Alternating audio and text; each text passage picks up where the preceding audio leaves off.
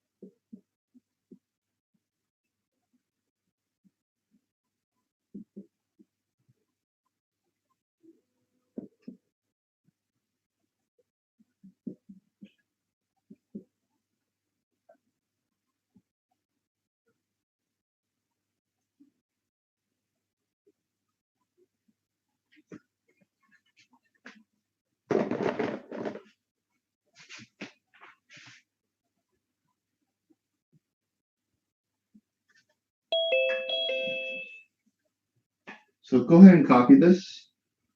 This is what we're going to work on today, the 2 terms.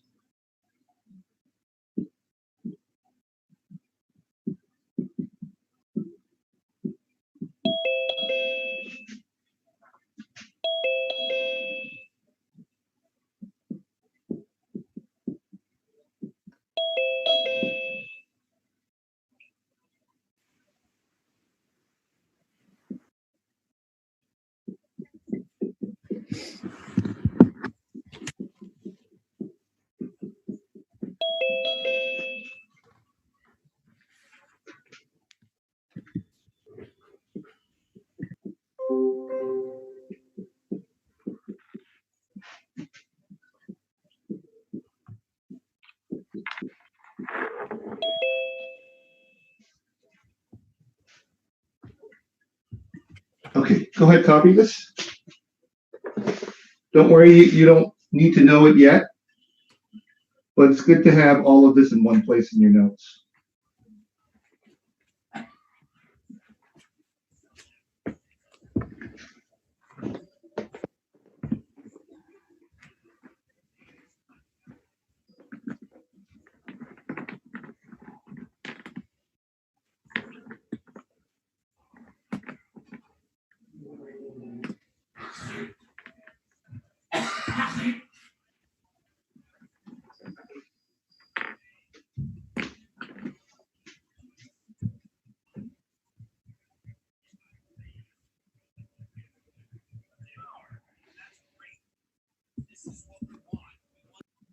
Professor? Yeah, go ahead. Are those the ones you wrote in blue, are those the different examples or like the different variations of how we'll see factoring on the test? Yes. Okay.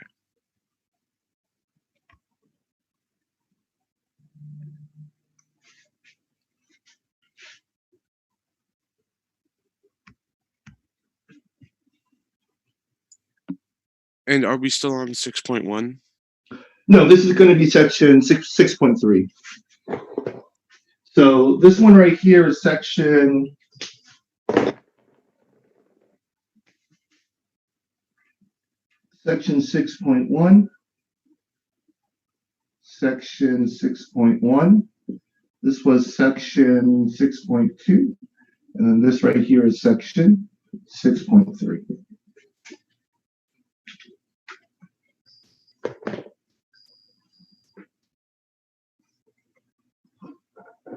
So let me give everyone a minute to copy that.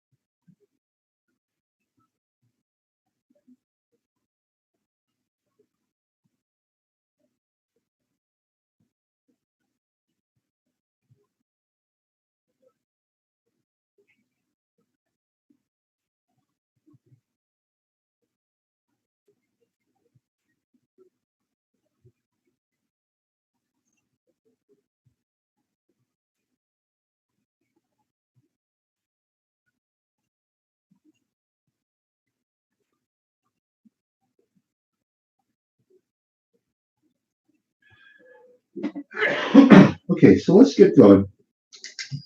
So what we're going to do today is we're going to work on section 6.3.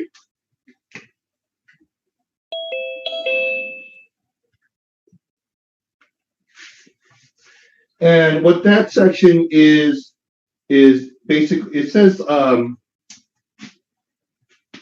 what's it? Let me double check. It's like factoring by special formula. Let me get the exact wording. Pop that up. Let me get my glasses.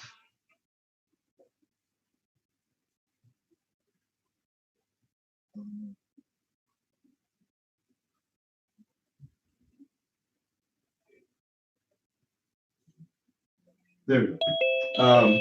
Factor special products.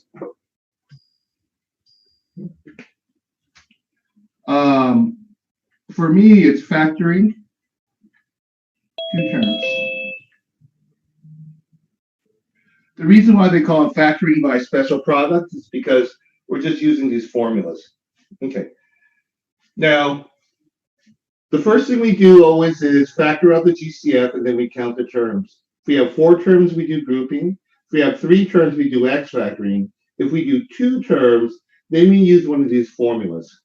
Now, the key thing about these formulas is they're driven by the first exponent and this minus. So they're different because I have square minus, square plus, cube minus, and cube plus. And what you do is you look at this and that tells you which formula you're supposed to use. Okay, so let's use this first formula right here. Okay, so let's say I give you something that looks like 4x squared minus 9y cubed. Actually, let's make it 6. Now, the reason why you know to use this formula here is because you have a square and a minus. So we're using the square and the minus formula. Okay. Now, I'm just going to brute force tell you what to do. Later, next week, we'll explain why the reasoning of why this works. Okay. Now, in order for me to use this formula, I'm basically looking at a squared minus b squared is equal to a minus b, a plus b. So over here, the a squared is equal to the 4x squared, and the b squared is equal to the 9y6. Now, what I actually want is a, not a squared. So let me show you how you get the a. In terms of the coefficient, you take the square root. And in terms of the exponent, you always divide by 2. Okay, so square root coefficient.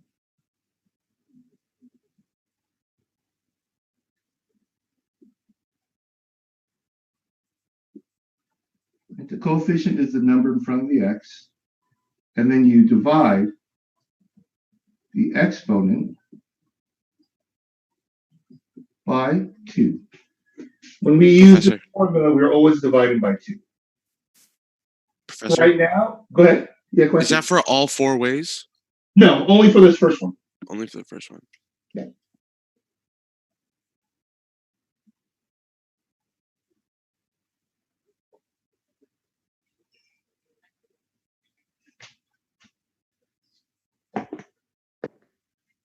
It's over here.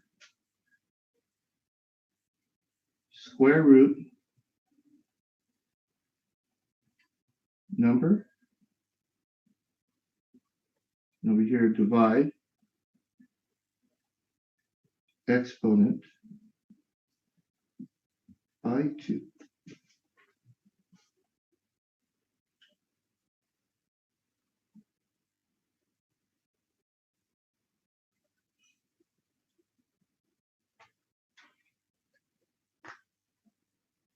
Now, do the same with the b. So b is equal to 9y to the 6. So go ahead and take the square root of this and then divide that by 2. Oh, I should tell you, this is equal 2 to the x, right? Square root of 4 is 2, right? Because 2 times 2 is 4. And then you're dividing that exponent by 2, so you should have a 1 over here. Okay? Now do the same manipulation to the b.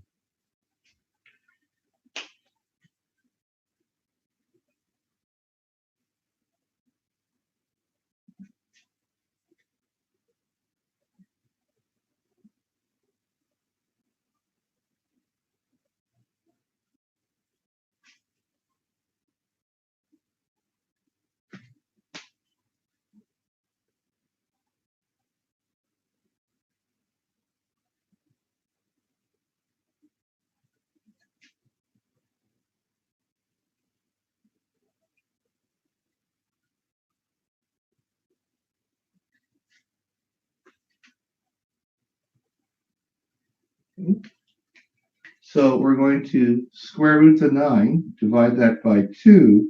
So now we should have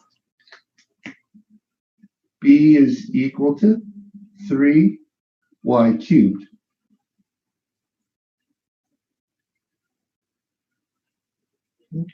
Now our answer is going to be in this form: a minus b, a plus b. So when we write it out, let me just write that here. So when we write this out, we should get 2x, 3y cubed, 2x, 3y cubed, minus and then plus. Now, if you put the plus first instead of the minus, it's still correct. Now, this is going to come up over and over and over. Luckily, it's once you get comfortable with the pattern, it's not a difficult pattern to replicate. And it's probably the thing that will happen over and over and over for the next few classes that you take. Professor? Go ahead. So now that we have 2x minus 3y cubed, 2x plus 3y cubed, we don't do anything with the 4 or the 9, right? Yeah, like- we're done. We're just done? Okay.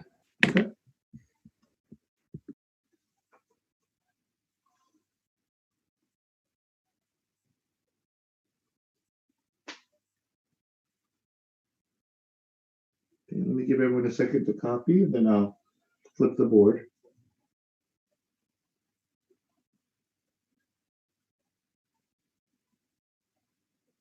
And then I texted, in the Remind app, I texted people who I'm planning to drop today, only because they didn't take quiz 1. Now, there are 2 people who said they didn't take quiz 1, but they want to remain in the class, and that's perfectly fine with me. I just need you guys to stay after class and just have a conversation with me. I'm not trying to get anyone in trouble, but if you're going to stay in class, then what I want to do is make sure we have a plan moving forward. What I don't want you to do is stay in the class out of guilt, and then I just flunk you and we never had a conversation. I want to make sure I know where you guys are coming from, what your situation is. What do we do about the first quiz? All of that. I just want to negotiate it with you and then move forward. So if you're one of the students where you go, oh yeah, I still want to stay in class, I need to talk to you after class. Okay. Now, if you emailed me, I will not drop you, but I want to put you in the best scenario.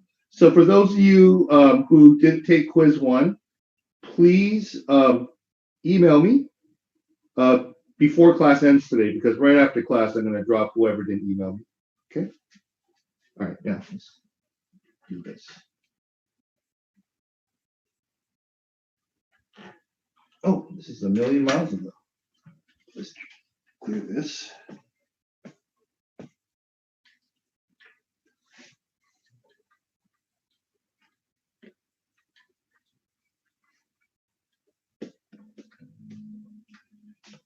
Okay.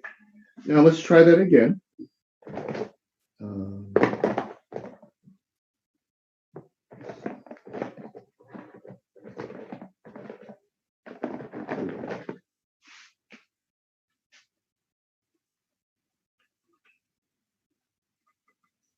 Okay, so try this one. Factor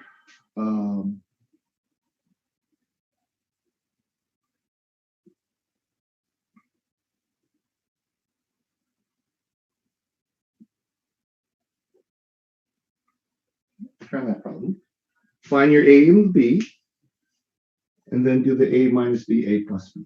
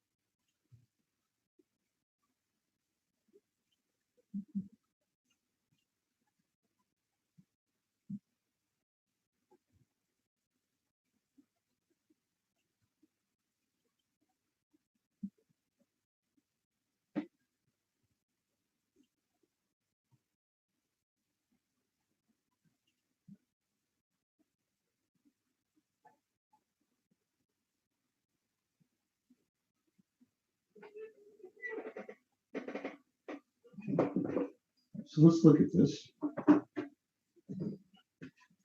So the A is going to be equal to, take the square root of the coefficient and divide this by 2.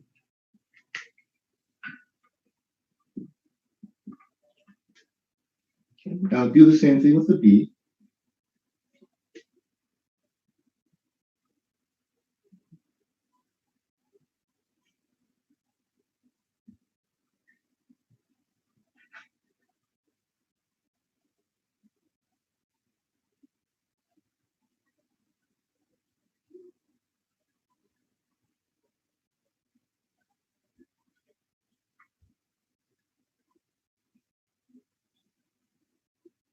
Okay, so you have 16y squared. Take the square root of this, and divide that by 2.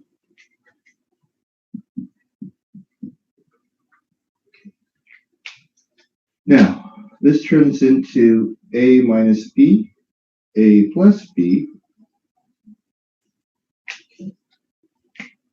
So let's follow this format. Something minus something, something plus something, and it's 5x, 5x, 4y, 4y, and then we're done.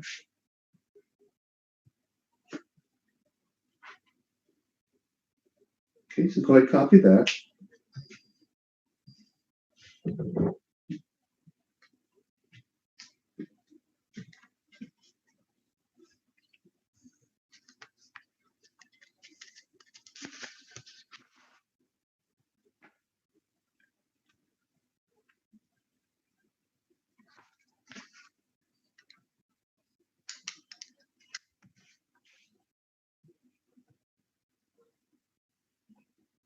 Okay.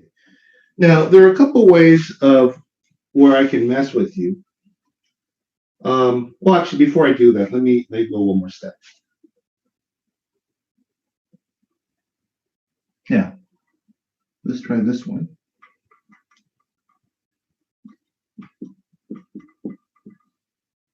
Well, let's do this one.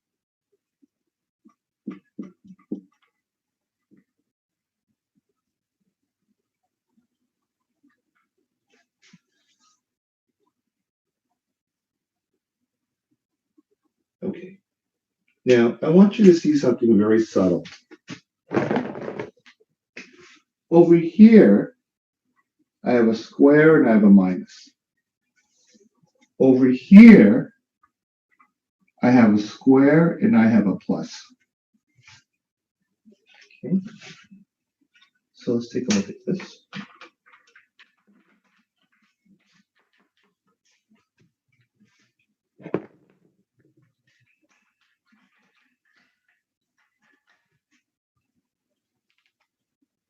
Okay, I'm going to bring that back. So for those of you who are still copying, don't worry. Okay. So when we have a square and a minus, we use this formula. When we have a square and a plus, we have it's prime, meaning that you can't factor. Okay. Now, I just want to make a little note for all of these. For all of these, A must be positive.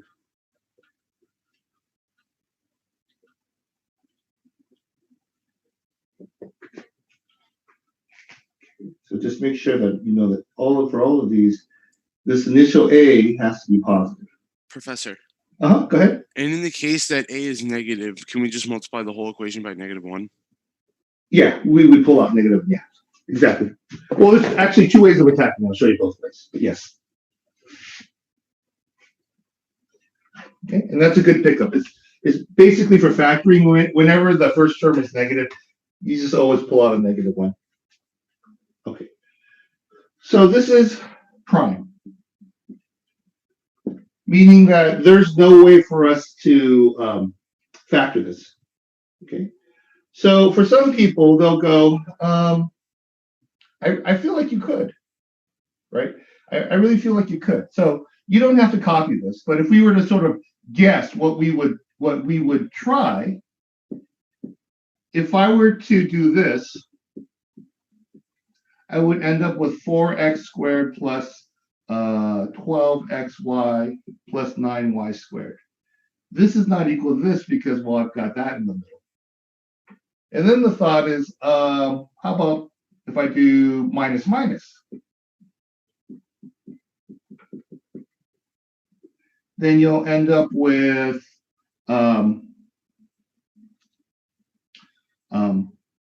4x squared minus 12xy plus 9y squared.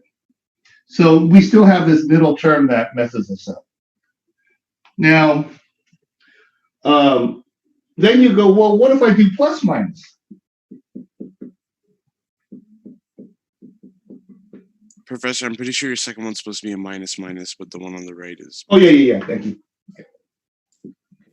And then the question is, what if I do plus minus? Well, then you get this situation over here where you get 4x squared minus 9y squared.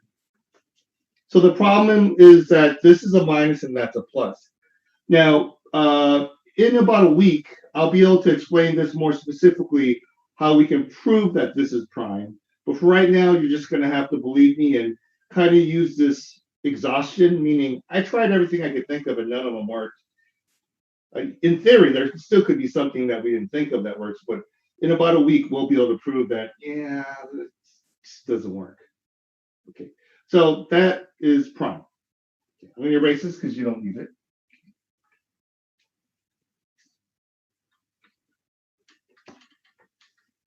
Okay. Now, the way I could sort of trick you, and this is in your homework, is to give you something that looks like minus 4x squared plus 9y squared. Okay. There's two ways you can attack this problem. See, A must be positive, this part right here.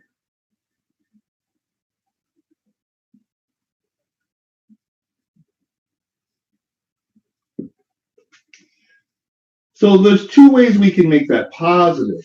One way we can make it positive is to just pull out a -1.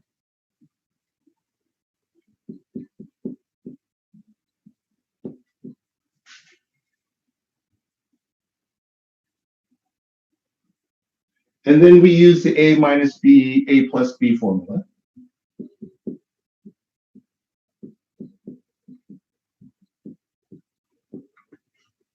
That's one way to attack it. So go ahead, copy that.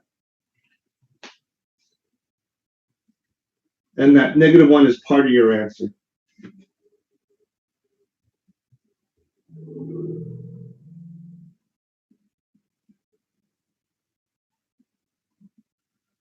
Professor? Go ahead. How many sections are we going to get through today? Probably 3. Okay, thank you. Yeah, probably 3.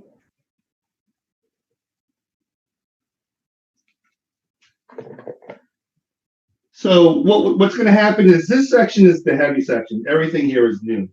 And then the next section, because factoring gets confusing when you mix up grouping, X factoring, and these little two-term formulas. The next section is I give you the problems all mixed up, and then you pick the right factoring technique. So that one is almost review. And then the last section is pretty straightforward. This is the only one that's the heavy one. Okay. Now the other way to attack this problem is to swap places. So now I have 9y squared minus 4x squared. Right. So I swap their places. And then I do the same thing I did over here, except now the 3y comes first.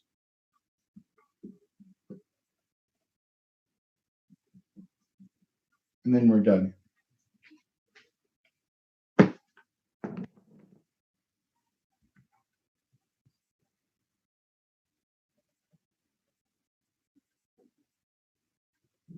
Sure.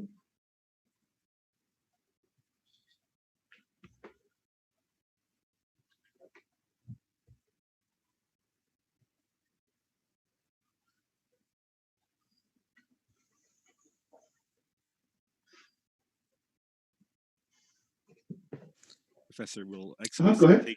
take both answers if it's -1 X factor for the second answer? Oh, okay. So are you asking how is this equal to that? No, I'm asking if we put the answer in XYC homework, will they take either one? Let me see. I'm not. Let's see. If I look at so this is problem 4 on your homework. Let me see how they answer it. The way they answered in problem 4 is like this. In theory, they should take this, but then again, it's just whether the computer programmer cared to put it in there. But I think in terms of XYZ, this is how they're doing it like that. They're swapping places. Okay, thank you. Mm-hmm. Professor? Yeah, go ahead. Somehow I got confused. You went from factor and it's positive and you just switched it to negative? No, so okay, you're asking the right question. What I did over here is I switched places. See, this negative belongs to the 4. So all I did is move the 4 over here, behind the 9y squared. So if I move this behind it, this now becomes a 4x squared, then this goes away, right? Yeah, but I mean, like the one before it, that was just a different example, the 4x squared plus 9y. Oh, okay. So basically what this is 2 ways to answer the same question. Oh, okay. I missed that. Is that better? Okay. So one way is I keep the order, but I pull out a -1. Okay. The other way is I just swap places, and then I have a negative that's in the middle. Okay. Okay, better? Yeah, thanks. Okay. Maybe let me take a picture of this with it flipping. And then remember that your quiz is due by tomorrow morning.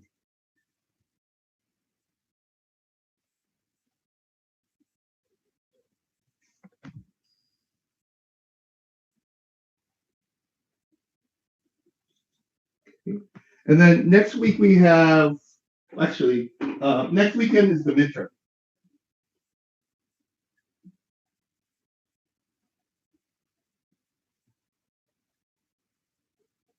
Yeah, next weekend is the midterm. And then the good thing about that is Friday, I think we have Friday off. So you have a 3-day weekend and 1 less lecture. And Professor, the midterm, it's only going to consist of the first 3 weeks, correct? First 3 weeks, yeah. Okay. So it'll be heavier on what we did here. So basically what I usually do is half the problems are from this week. Okay. And then a quarter and a quarter come from the first 2 weeks. Okay, so is there going to be like a total of like 30 to 50 questions, or how's it gonna I'm gonna try to make it 2 hours. be? Okay. So I'm gonna try not to go 2 hours. So I'm probably gonna be limited to about 35 questions. That's what I'm guessing. And are we gonna get like a pre-quiz with that, or we're just going straight? Yeah, I'll do the same thing that I've been doing. Okay. I'll give you a pre-quiz. I'll give you a pre-quiz I'll give you a pre-midterm and a midterm, just like I've been doing. Okay, thank you. And then the other thing is, I guess the way to think about it is that I'm not guaranteeing you that I'm just asking you questions from the first 2 quizzes, but those are the things I thought were most important. And they were really long quizzes, so they're pretty complete. So I may ask something that is, most of the stuff I'll ask will be similar to what was on quiz 1 and quiz 2. Okay. Okay, I don't think I have to dig up a lot of new stuff at all. I think they were pretty complete as study guides. Okay. And then that's sort of why the exams have been so long. Usually my exams are only 8 questions. And then I use my quizzes to quiz on one type of question. And then I use my midterms to quiz on questions I missed. But between the practice and the actual quiz, I kind of hit the things I wanted to hit. So they should be good guides. Okay, now let's go to the next 2 formulas.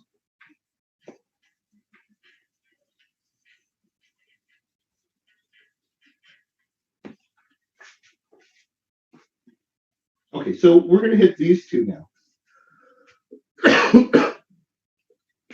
Okay, so let's say I give you a problem that looks something like factor 8x cubed minus 125 y cubed.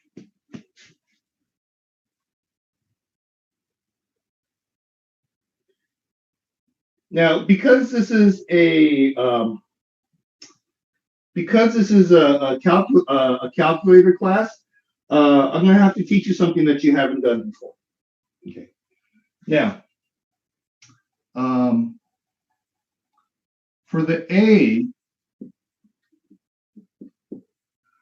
you're going to be using the cube root.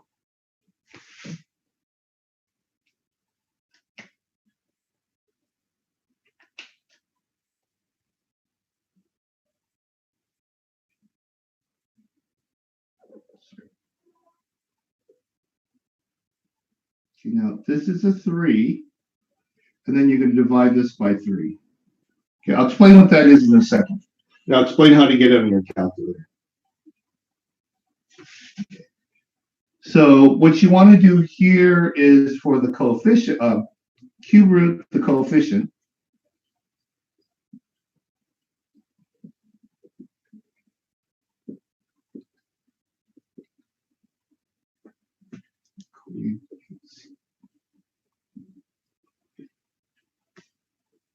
And then you want to divide the exponent by 3.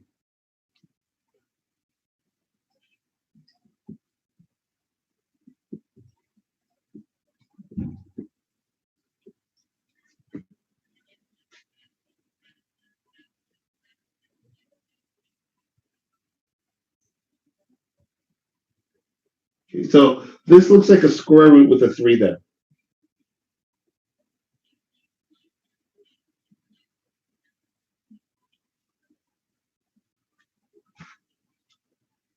Okay, now here's the problem. In order to do this formula, I need to do the cube root. In order for me to teach the cube root, I need to teach you factoring. So we're actually going to learn this 2 chapters from now, but we're using it right now only because they both use each other. So at some point, I've got to teach you one without fully explaining the other. Now, let's explain what a cube root is, okay? Now, what a cube root is, well, let's think of a square root. A square root of 9 is equal to 3. The reason why is that 3 squared, okay, that square root and this exponent, they cancel each other out, which is why I get 3. So the question is, well, is there a version of this square root that doesn't get rid of squares, but gets rid of cubes, meaning 3 times 3 times 3? So if I were to look at something like this, sorry, yeah, and you ask me, well, why is that true? Well, it's because 2 times 2 times 2 times 2 3 times, this cube root and this cube will cancel each other out.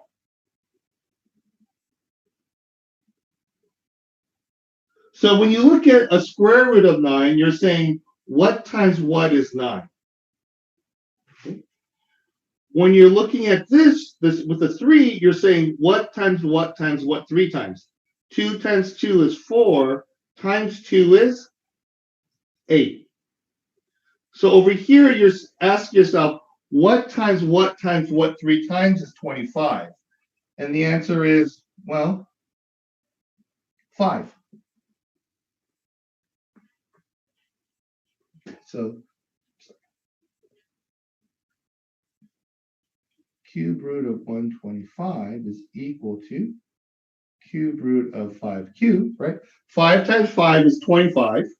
And if you have 5 quarters, you got a $1.25. So then these cancel, and I get 5. Now, in the past, I could get away with it by saying the cube roots that you'll see on this problem will be, well, let's see, cube root of 1 is equal to 1, because 1 times 1 times 1 is 1.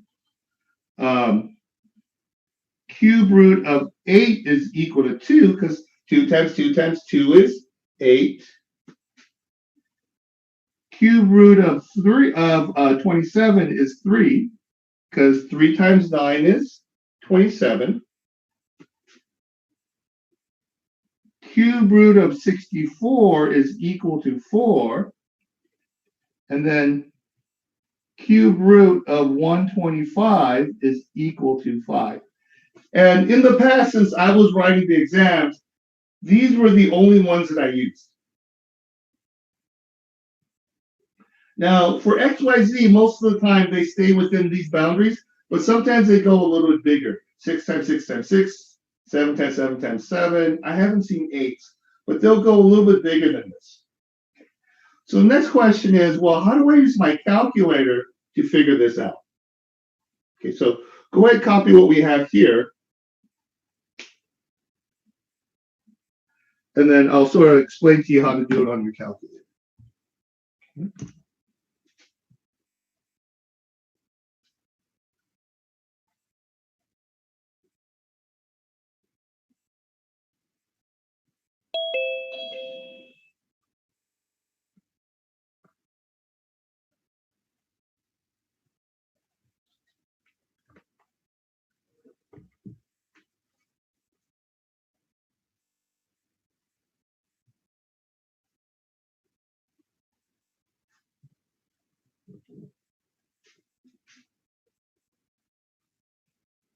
Okay. Let me erase this part.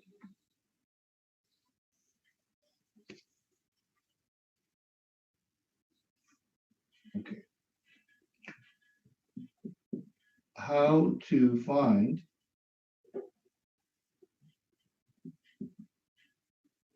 cube root on your calculator. Now, you can pretty much be guaranteed that they're going to give you a number smaller than 10 in terms of your answer. So one way to do it is just to go 6 times 6 times 6. No, is that too small? 7 times 7 times 7, 8 times 8 times 8, 9 times 9 times 9. Did one of those match? And one of those will match if it's not on this list. So you can just brute force try every one. 6 times 6 times 6, 7 times 7 times 7, 8 times 8 times 8, and so on. Now, if you're not that kind of person, again, this will be shown in 2 weeks. Cube root of 125 is the same thing as 125 to the 1/3, meaning that this and this are the same thing. This is how you want to find it on your calculator. Now, some calculators will have this button. And then you pick 125. Let's see. Which one do I do first? Let me see.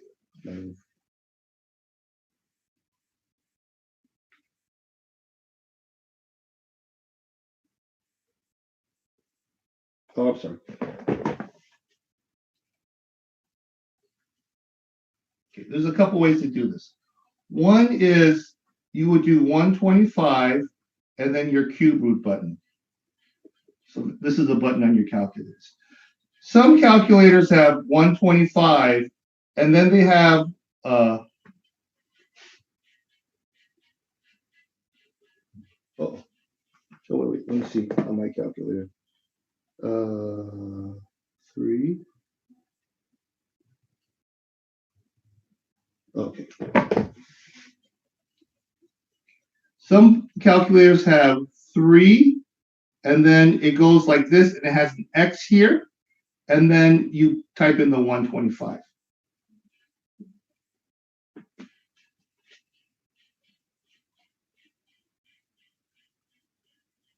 Okay.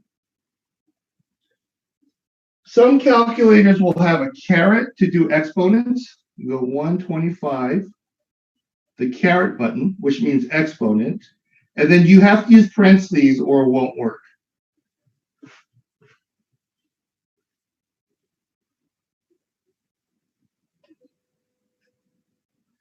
And then if you use your Apple, the calculator on your iPhone, it goes, it has something that looks like this, YX.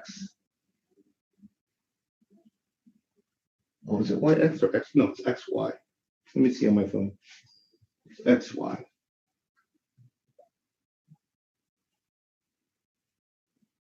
And then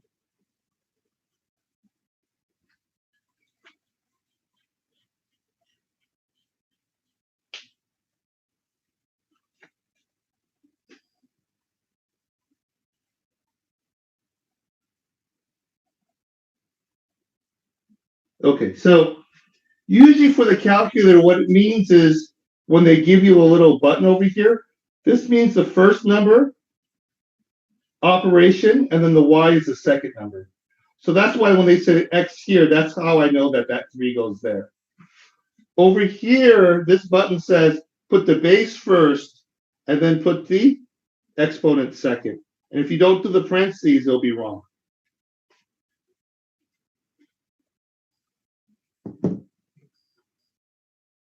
Does anyone have any questions on that?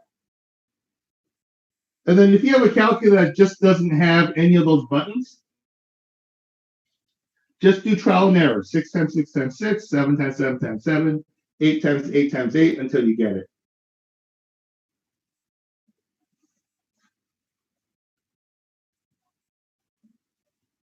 Okay, so go ahead, copy that, and then I'm going to erase it.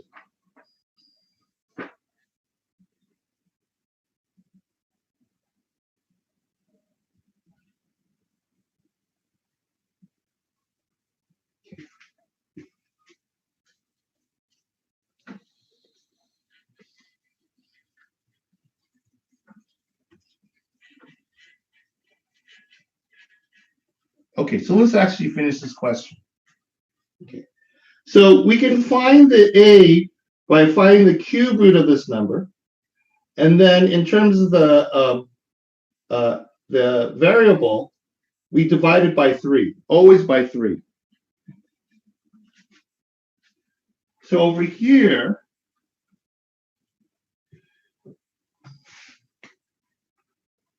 we're going to cube root the coefficient, and then divide exponent by 3.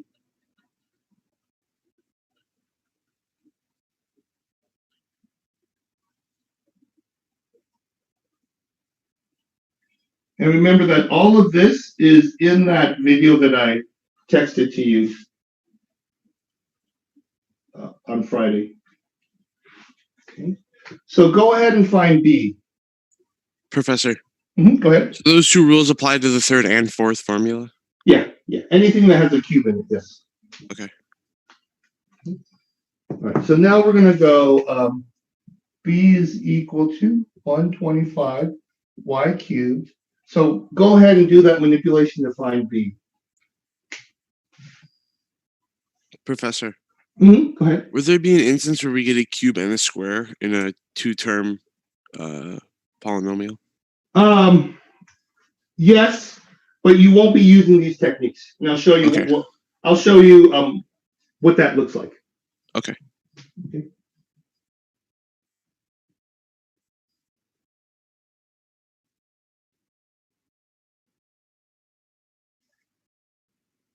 And by the way, it's a really smart question you're asking. So we're going to cube root this. We're going to divide this by 3. So then I'm going to get 5y.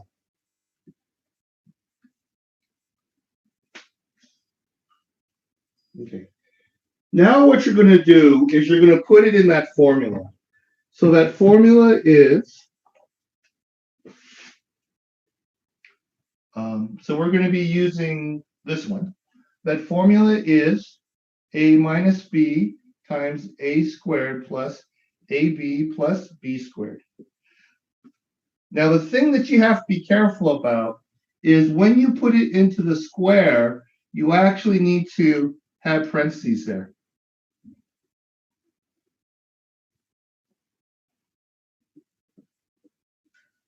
Okay. So go ahead, put in your A, your B, your A, your B, and then your B.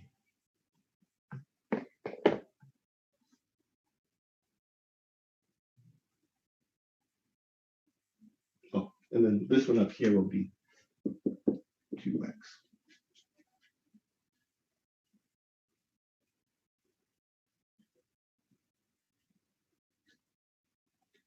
Let me make it smaller here.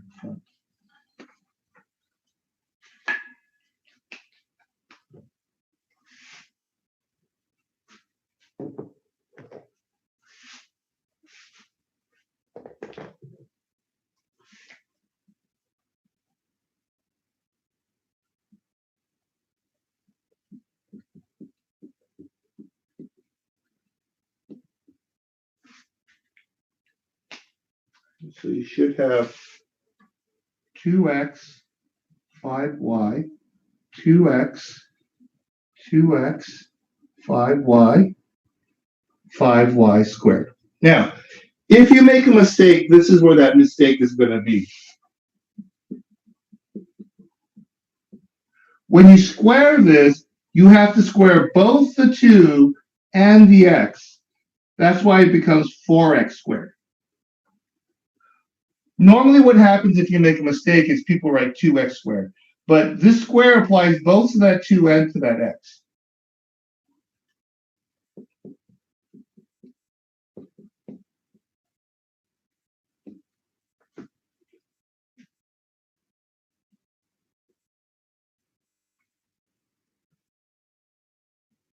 Okay.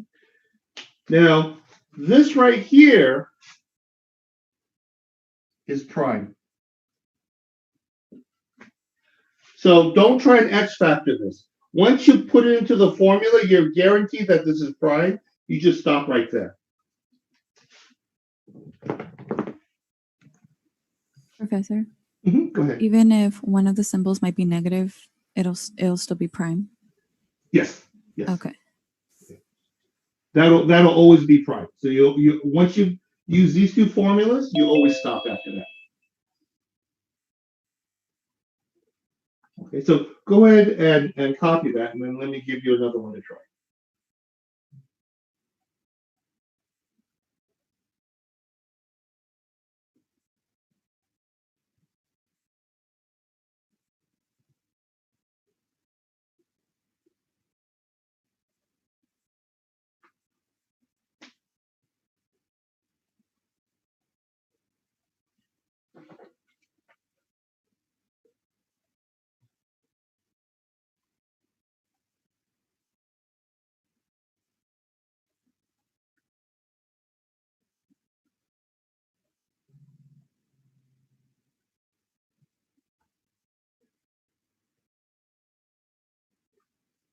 Okay, I'm gonna flip it. If you need a little more time, just yell out. No? Okay. Because I don't mind waiting if you need more time to copy.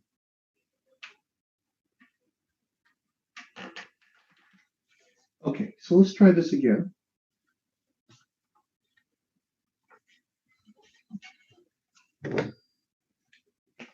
So let's try factor. Let's go 27x cubed minus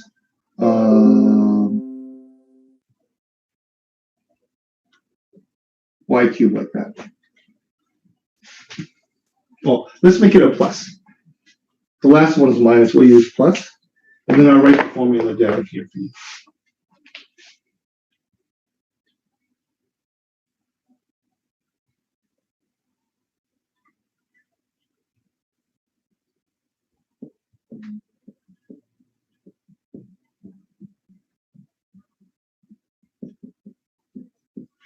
Use that. Excuse me.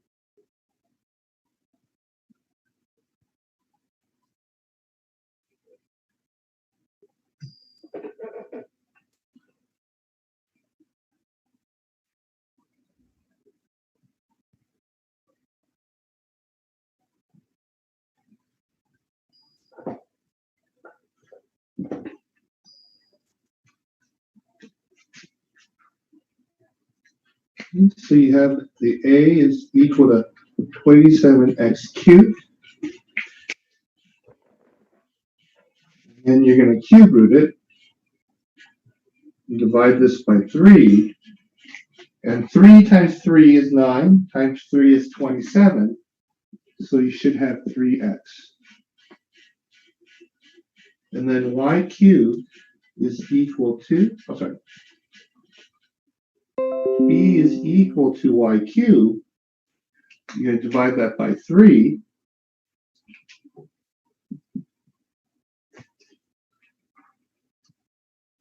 Okay, now plug it into there, into just the second half.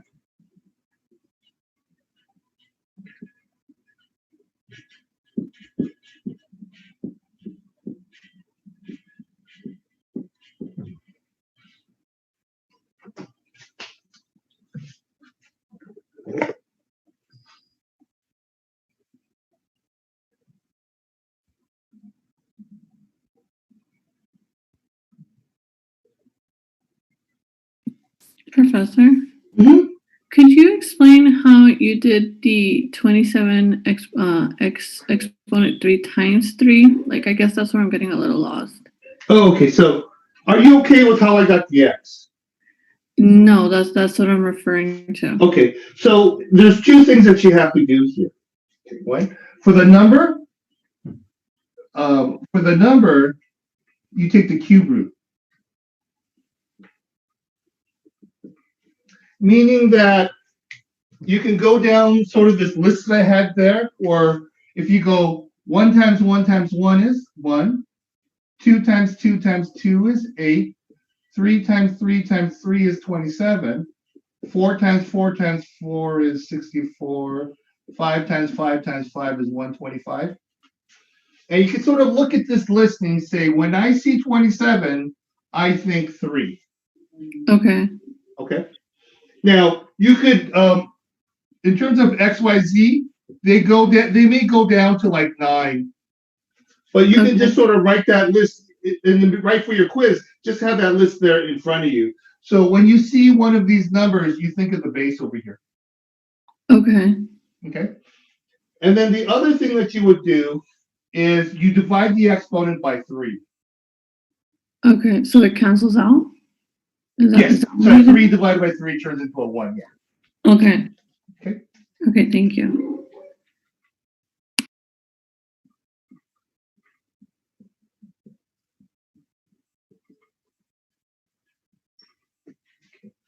So now we're getting 3x,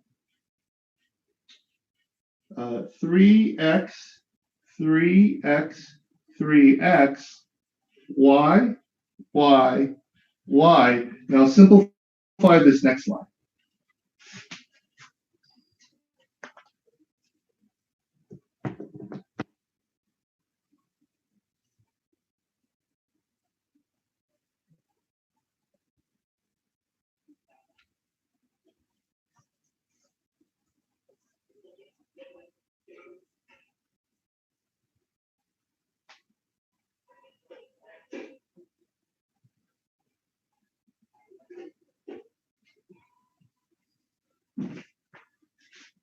So you should get 3x plus y. And remember, you're going to square this number here.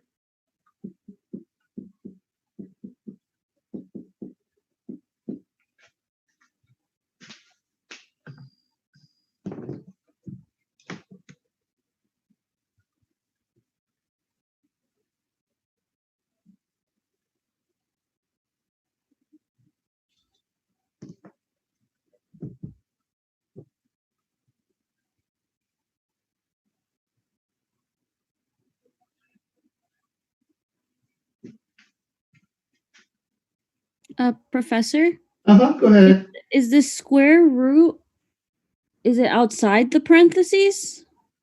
Or on the It's last one? on this last one. Oh, the square. Second Yeah, to it's last. That one. technically it's outside the parentheses, and then we simplify it. It'll go next to it. Okay. Thank Okay. you. So let's try another one, just to make sure everyone is comfortable. Okay. So let's go factor 125x cubed minus, and then let's go 8. Okay, so I'm going to give you the formula.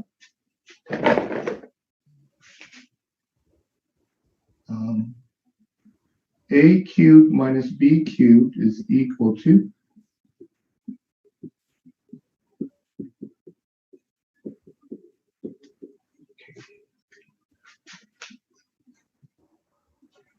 Professor, it's just 8, not 8 cubed. in terms of here. The top part, the 125x cubed minus 8. Just 8. Yeah, just 8. Yeah. So we can have just a variable, and we also can have just a number.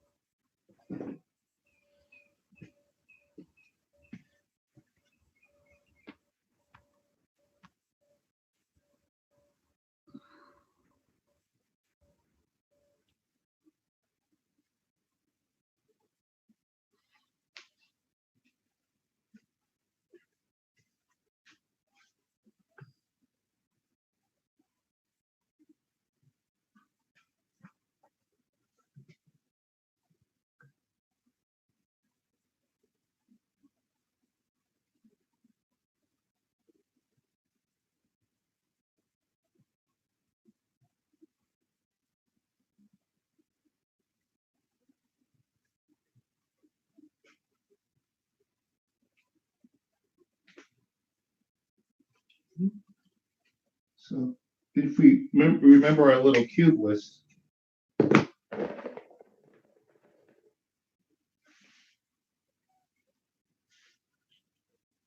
one cubed is equal to 1, 2 cubed is equal to 8, 3 cubed is equal to 27, 4 cubed is equal to 64, 5 cubed is equal to 125. And this list is going to come up in a couple other places. And so I normally have my students memorize that list because it's just handy to see it. Okay. So in terms of A, what I'm going to do is I'm going to cube root the 125, and then I'm going to divide the exponent by 3. Okay. Now to cube root it, I'm going to look at this list. I see 125, so I'm going to pick 5. It's 5 times 5 times 5 is equal to 125. In terms of B, I'm going to cube root the 8. I'm going to ask myself, what times what times what 3 times is equal to 8? And that turns out to be 2. 2 times 2 times 2 is 8. We're going to put it in here. Then when I put it in here, I'm going to get 5x minus 2, 5x squared plus 5x times 2 plus 2 squared. And then we want to make that pretty.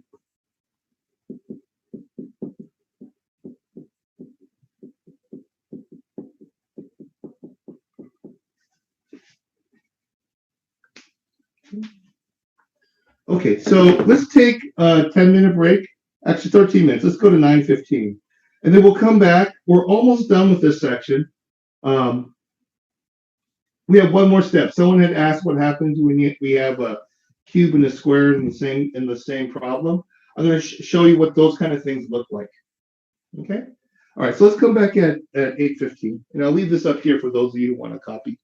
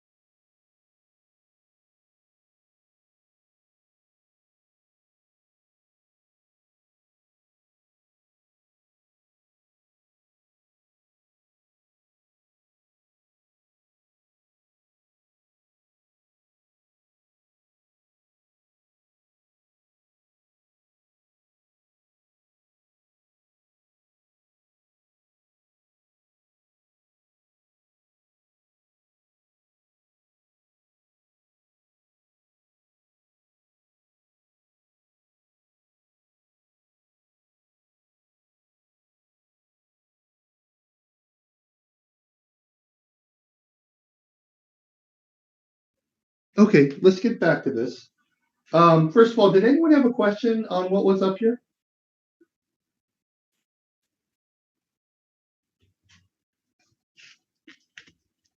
No? Okay. All right, so let's push through to some to the last part of this section. So when we sort of let's go back here.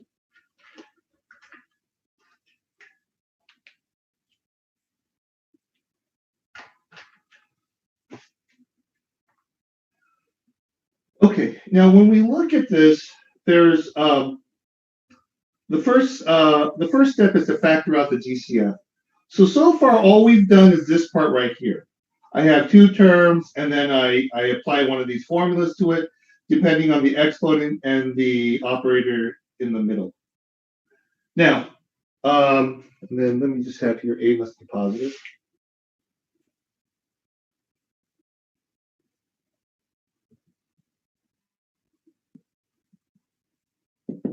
Okay. Now, the next thing we want to look at is factoring out the GCF. So let's say I give you a problem that looks something like this.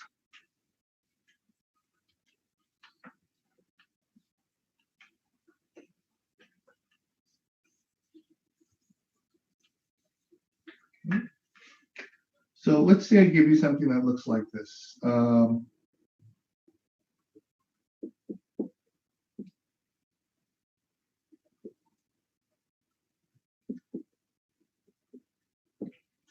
Okay.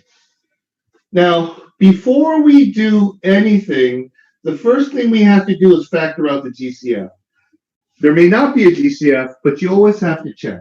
So in all the previous problems, we've always had a GCF.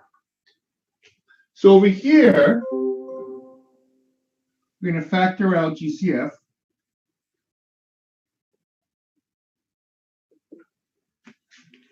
Now, do both of my terms have an X? The answer is yes.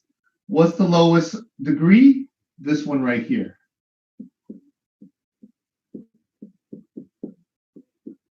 Okay. Now, notice that this was once an X cubed, but now it's an X squared. So the formula we're using is square and a minus. You don't check to see which formula you use until after you pull up the GCF. So we're going to use this formula here.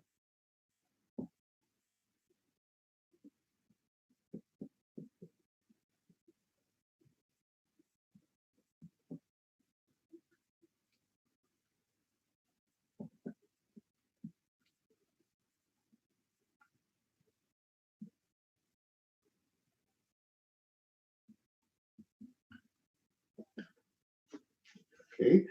So even though we started out with an X cubed, we're going to use the X squared and minus formula because once we pull out the GCF, that's what we have left.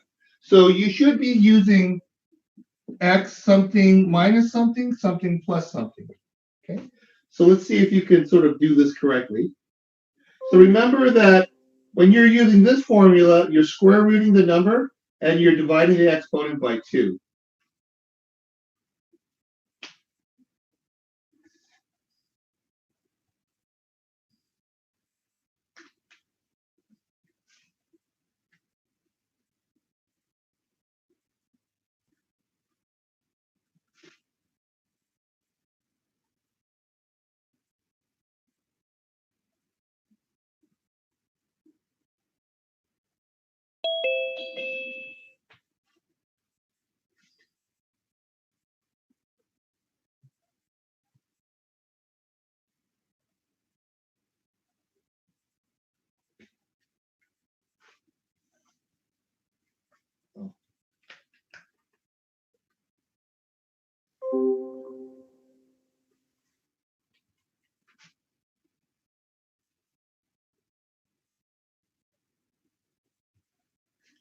So your A is going to be equal to,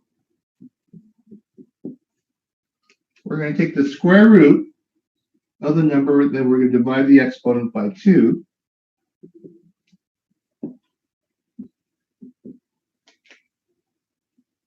And then we're going to square root this. Now put it in here.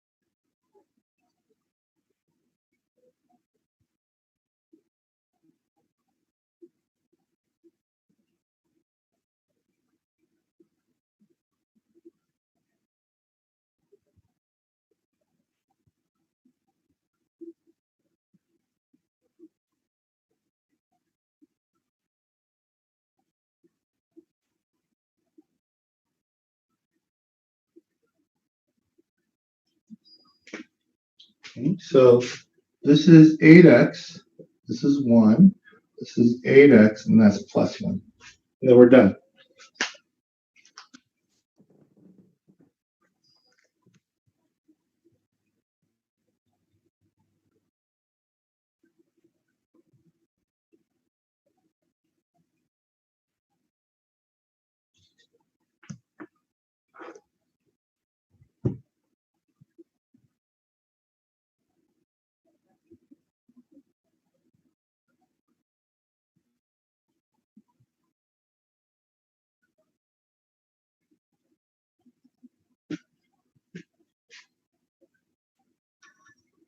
And flip it. All right, so now I'm going to give you 4 problems. So remember to remove the GCF if there is one.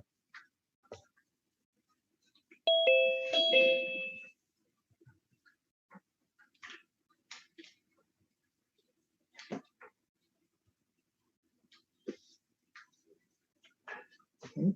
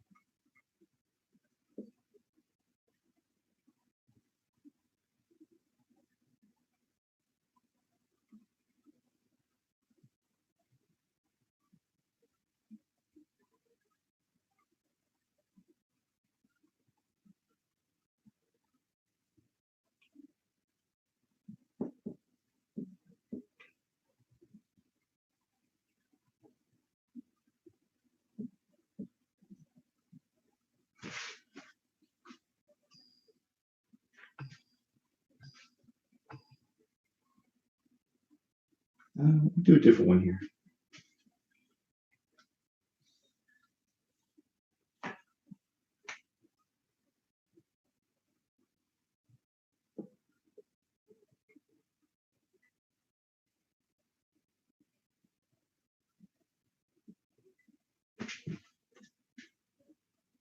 Okay, so go ahead and do that.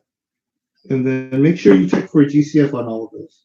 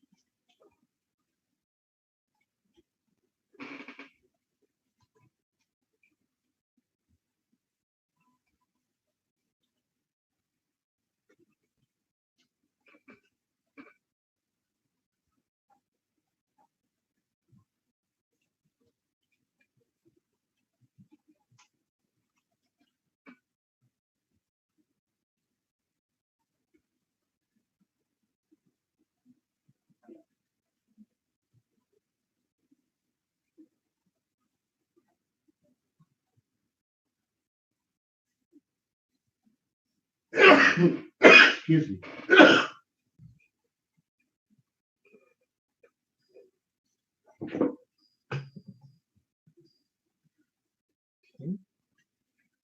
Now,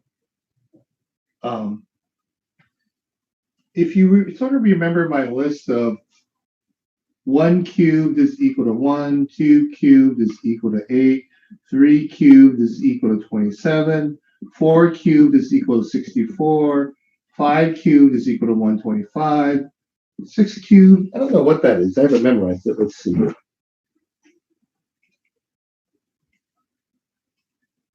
216. 7 cubed is equal to 343.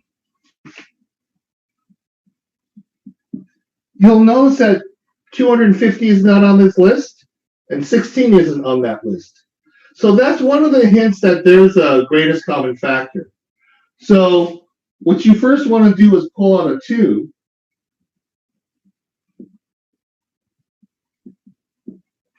And now you have a number that is in this list, right? So when we do this, we can see that when we see an 8, think 2. And then when we see a 125, think 5. 125, 5. And then you're going to put it in this formula.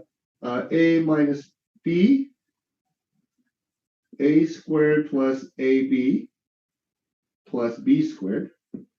So go ahead and Professor? put this in here. Okay.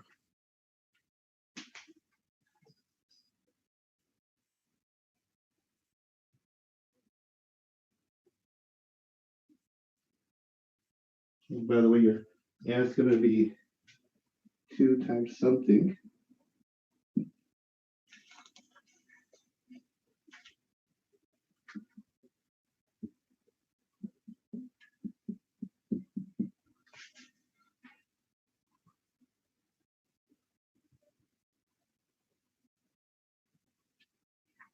So you're going to get 2x minus 5, 2x squared plus 2x times 5 plus 5 squared. And then go ahead and make that pretty.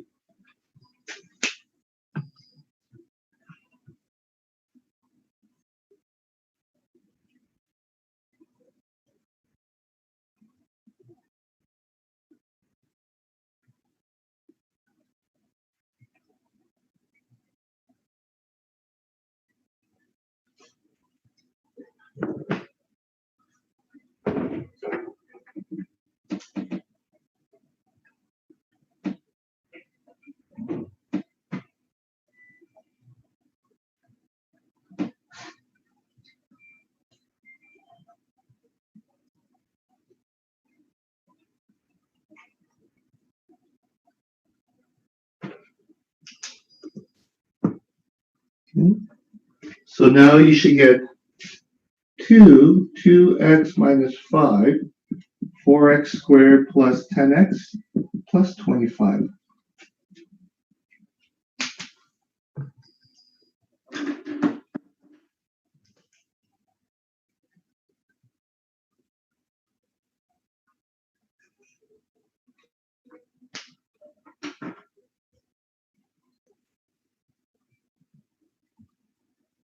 Now, go ahead and try doing this one next.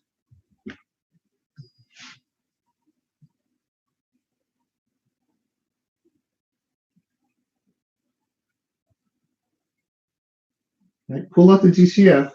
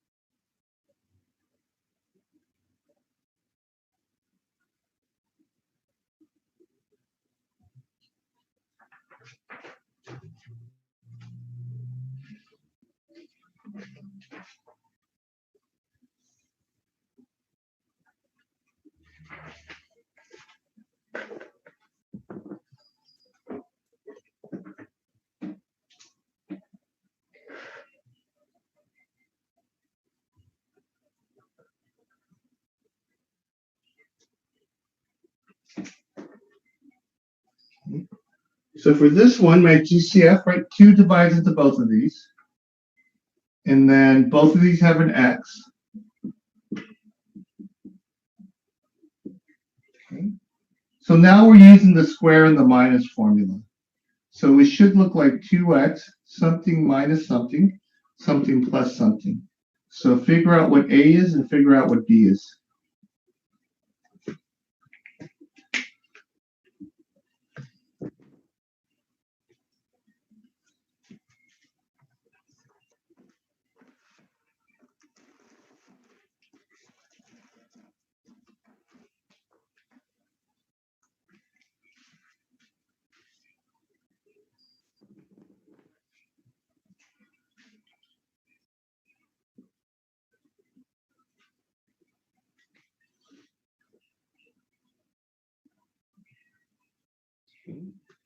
So we're going to take the square root of 25, which is 5, divide that by 2, so we get x, and the square root of 9 is 3, so we get 5x minus 3, 5x plus 3.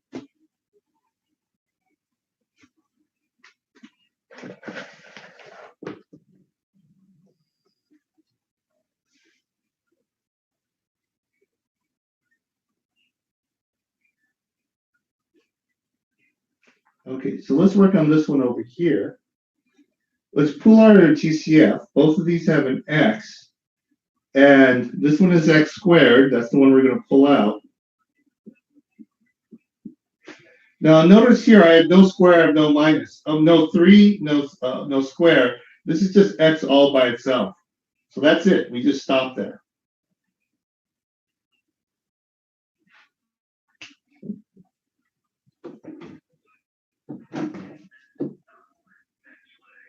It's funny, it's really loud.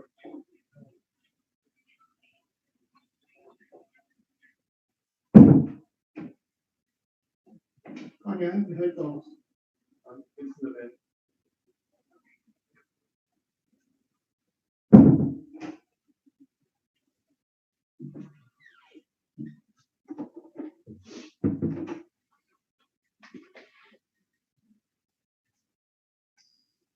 Okay, now we have the same thing here. Let's pull out the GCF.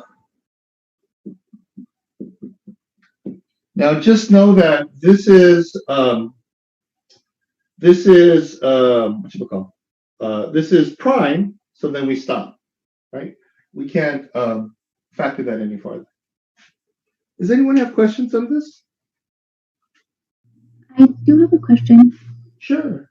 For the one right above the last one you just did, Uh-huh. is it wrong if you put 2x and then 5x plus 3? No, that's correct. So if you wrote it like this,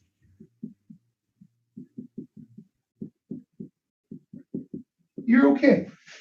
They're the same thing. It's sort of like my asking you. So whenever we ask you to factor,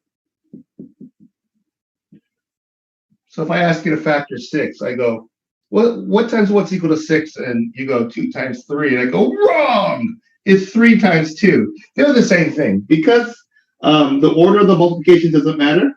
Any order here is fine. Professor? Go ahead. For 2x squared plus 8, wouldn't that just be prime?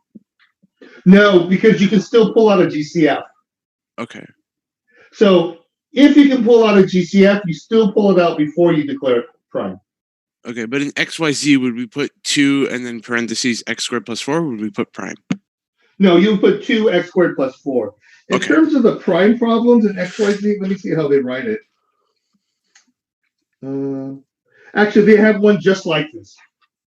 Or they'll have it like this. They'll say factor, and they're looking for that for you to pull out the GCF. Okay.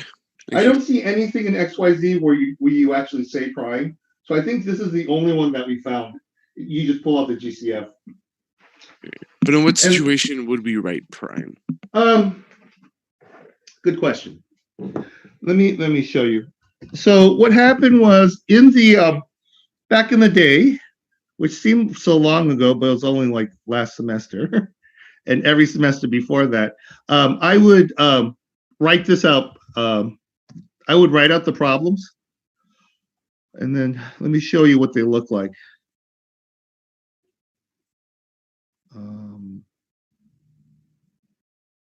And then I'm going to share screen with you in a second. Okay, there we go. So for those of you who are struggling with this, I would definitely sort of look at this worksheet, because it's how I'm gonna pick the questions for you on your test. So if we look at these the factoring worksheets, okay. So if we look at the factoring only worksheets, which is what we've done up till now.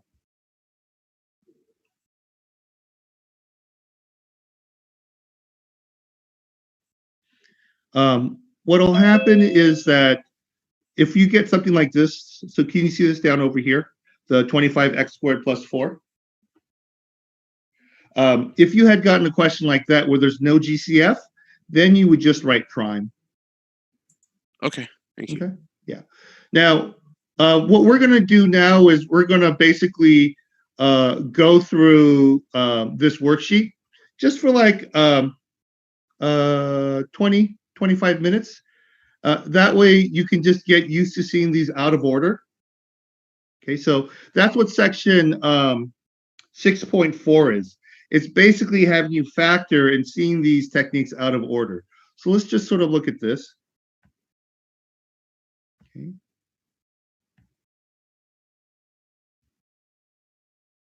Okay, so let's start out with these 5 questions. Try doing 1, 2, 4, 5, 6.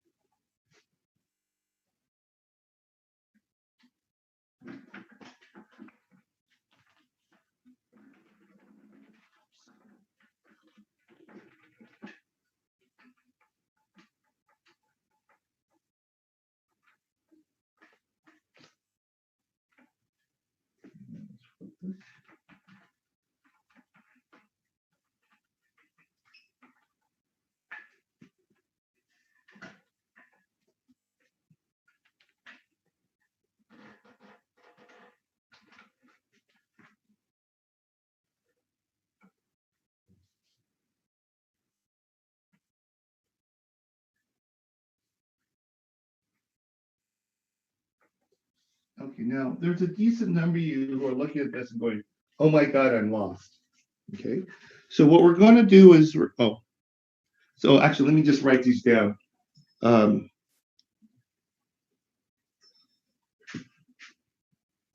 6x squared minus 5x minus 4. And then why don't you guys write down those 4 questions, and then I'll walk you through on the board how to go through like each one of these.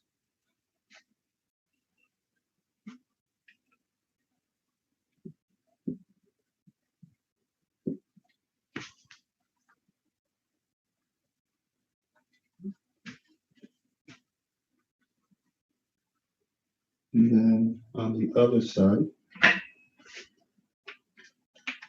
So write down all 5 questions. I'm going to write them down on the board right now, then I'll transfer you.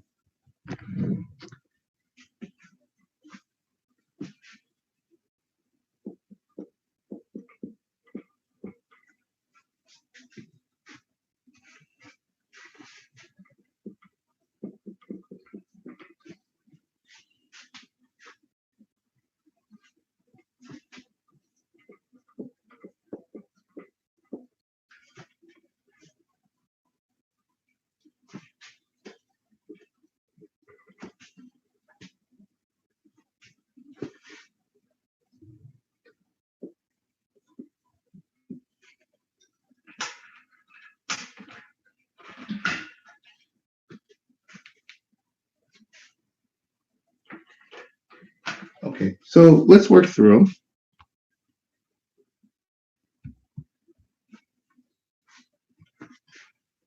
So what you want to do is you want to start from each one of these steps. Ask yourself these questions and then move forward. So let's first factor out the GCF. Is there a number that divides into 6, 5, and 4? And the answer is no.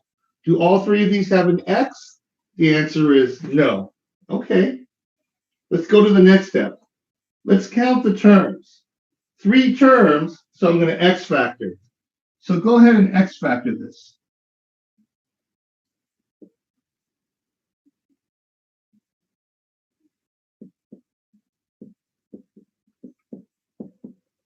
Okay, so all you're doing is walking down these steps. First, factor out the GCF, count the terms, and then that tells you what step you're going to do next.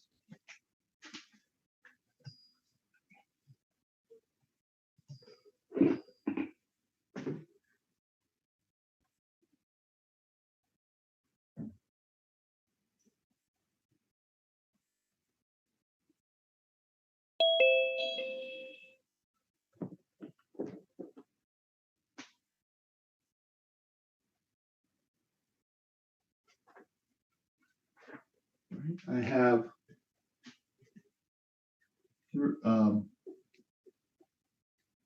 3 minus 8. That gives me the minus 5.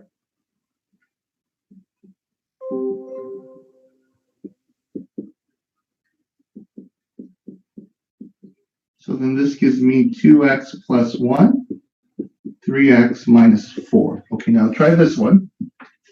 Okay. Walk yourself down. Is there a GCF? Count the terms and figure out which formula you're going to use.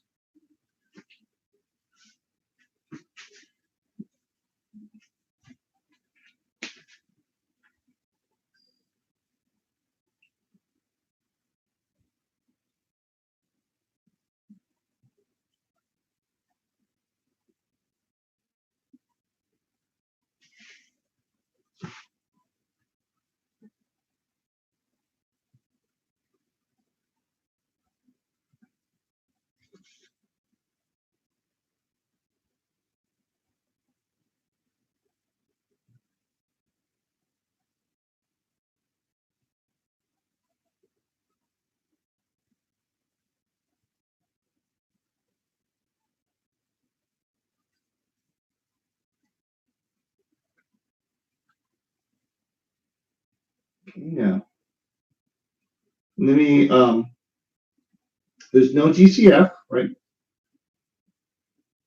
There's no GCF because there's no number over here.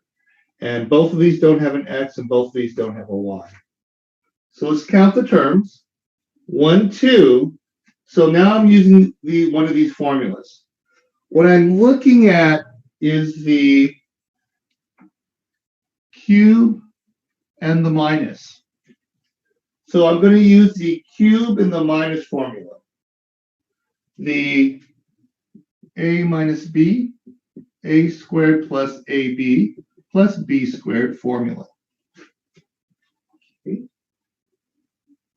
Now, when I use this formula, I'm using the cube roots. So when I see 8, I think 2.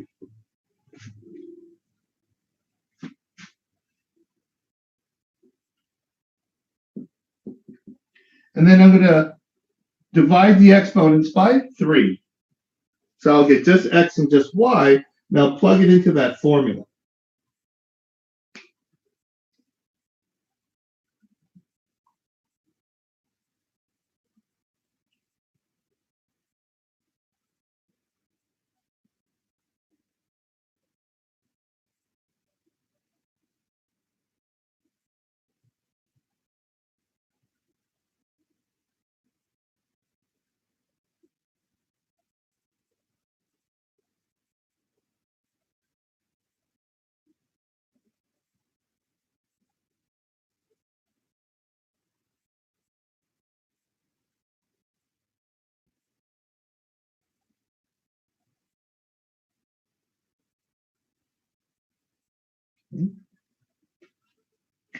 So you get 2x minus y, 2x squared plus 2x times y plus y squared.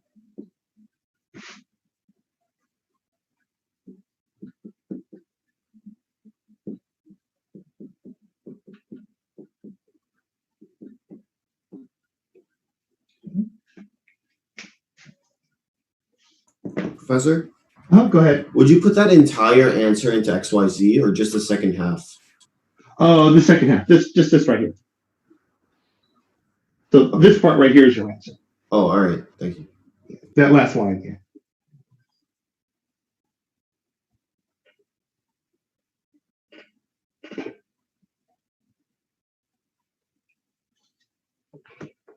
Now this is the it section. You have to know how to do this because he will not go in detail on how to do this in your next class. And this is all over pre-calculus, all over trig, all over business calculus, right? So if you can walk out of here with graphing in this, then I feel pretty good.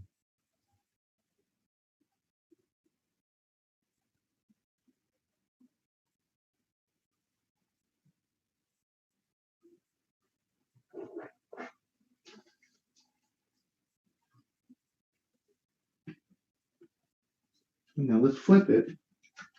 So go ahead, work on these problems, and I'm going to add one more to this list.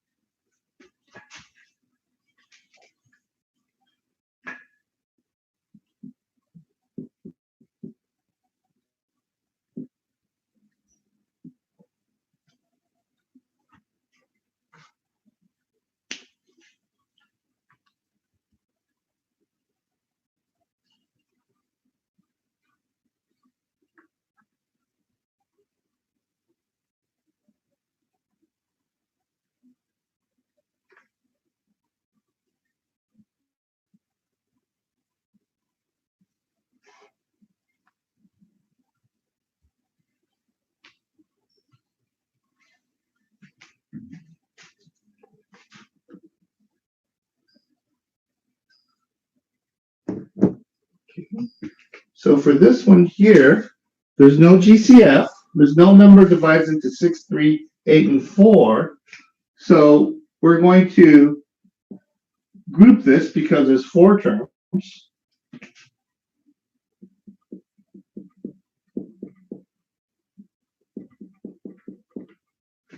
Okay. So then, oops, sorry, cubed. So I'm going to pull the GCF out of this one.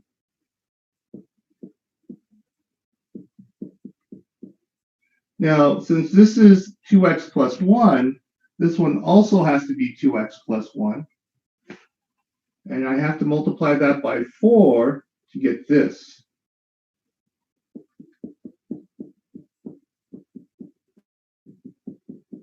Okay. Right, now, go ahead and do this one here.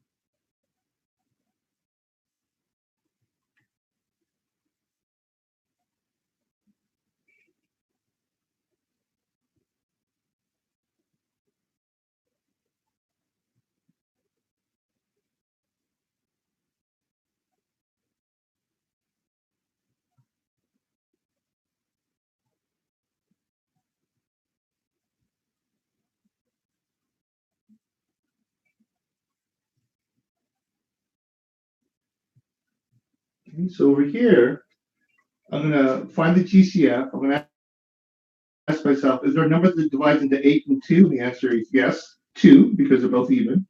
Both of these have an x, and the one with the smallest degree is this one. Okay. Now go ahead, keep it moving. What's next?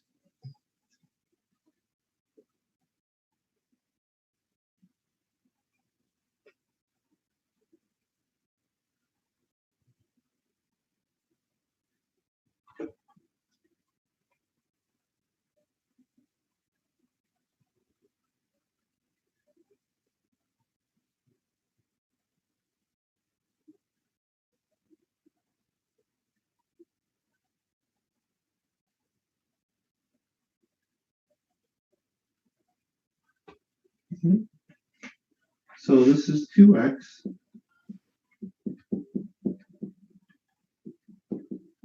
This is the a squared minus b squared because we're using the square and the minus technique. So go ahead and try this one.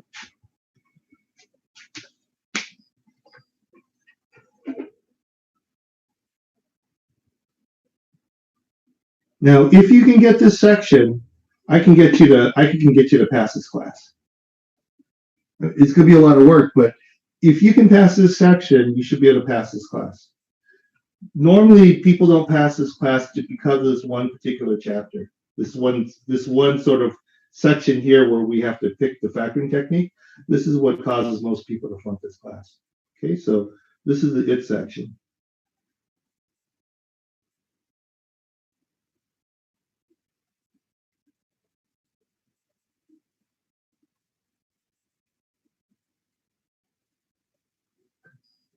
Now, this one has no GCF.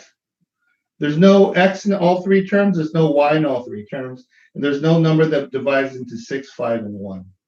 So this is the one where at the end of the day, we ignore the y's,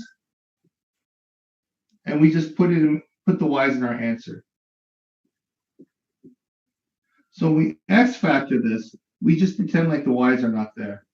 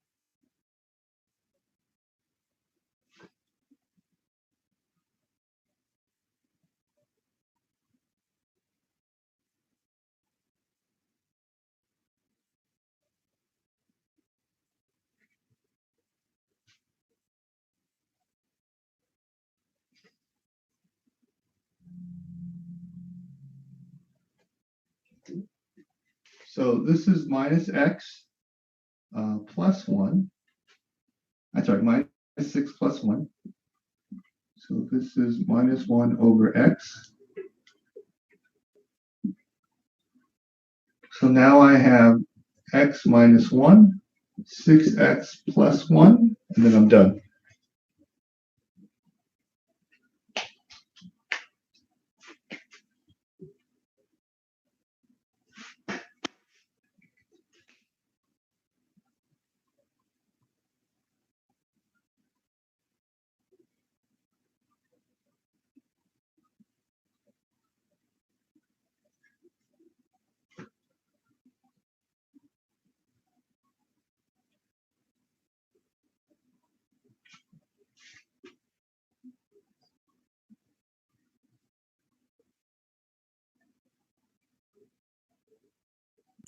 Professor, Go ahead. you said you weren't going to teach a class on a Friday, but which Friday was that? I think it's this Friday. I think July 3rd is off. Let me double check it. Okay. I think we're off this Friday, which would be nice, right? Let me double check it before I confirm it with everyone.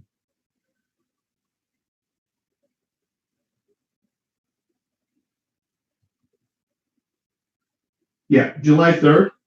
So this Friday is no class, Thank which is you. perfect because it's right before your midterm. So, okay. So now we can pull out a 2 for the GCF.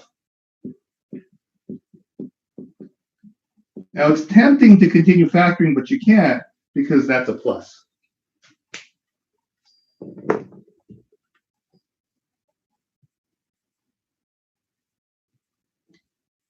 Okay. So just know that this mixture of problems is section 6.4.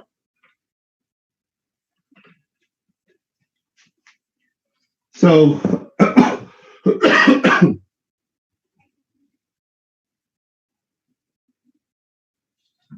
okay. So I want to make sure that you work on those problems. And then if you're still having struggle with it, which, most people will after that section, it's not very long. It's only around 12 problems or so. Let me share screen.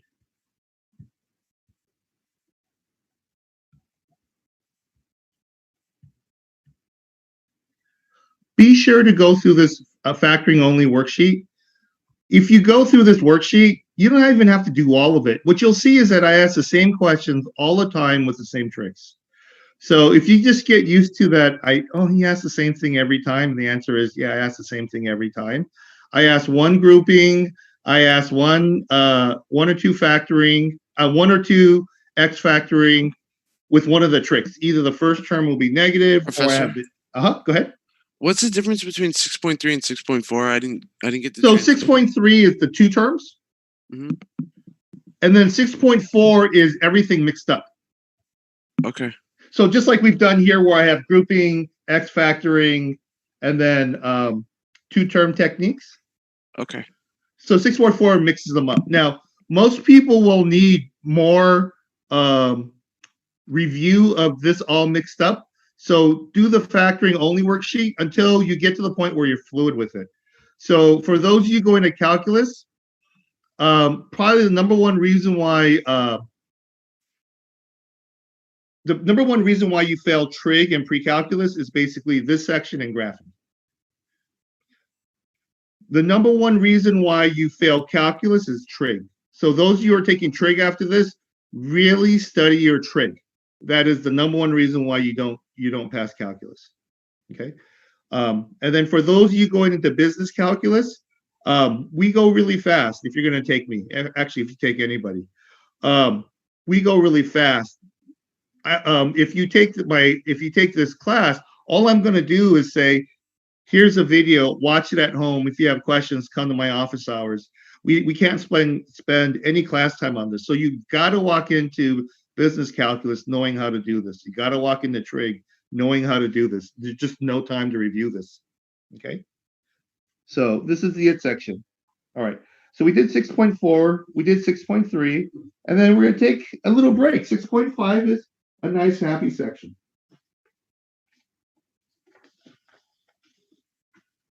So normally people are pretty happy in section 6.5. Okay. Well, as happy as you can be in a math class, right?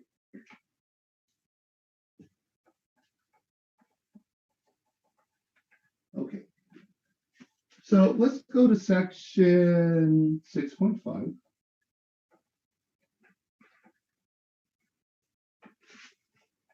And what this is solving quadratic equations.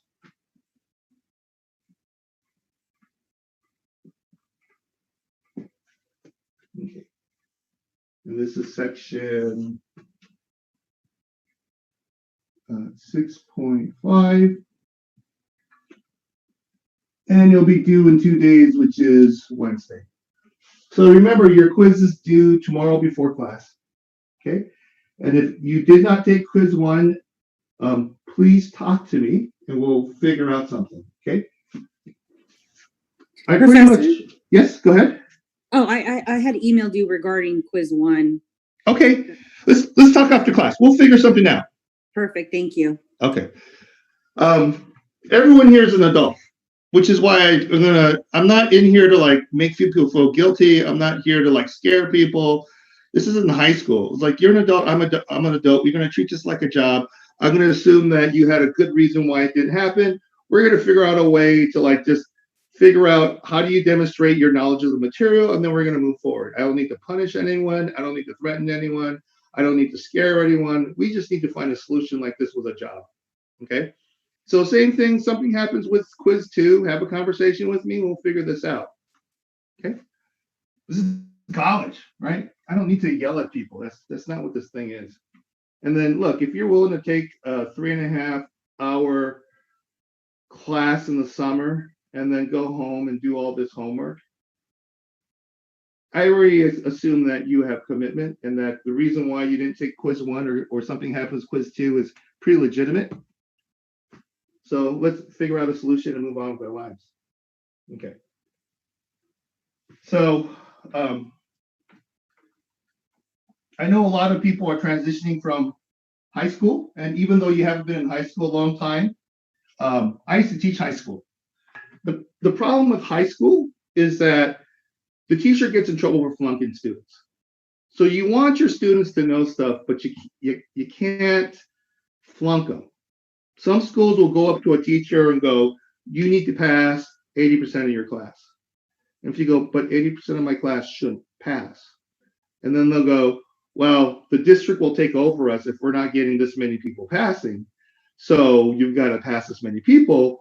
Or when our district gets taken over by the state, your job is in jeopardy. So you make your own choice, and teachers go, screw it, I'm just passing people. So my son, he doesn't have a final exam. He's taking summer school at some public high school summer school program, and they don't have a final exam. They have a final project. So what they have to do is write a question from each section and then solve it and then turn it in. And the reason why they do that is because they're taking the same class you're doing.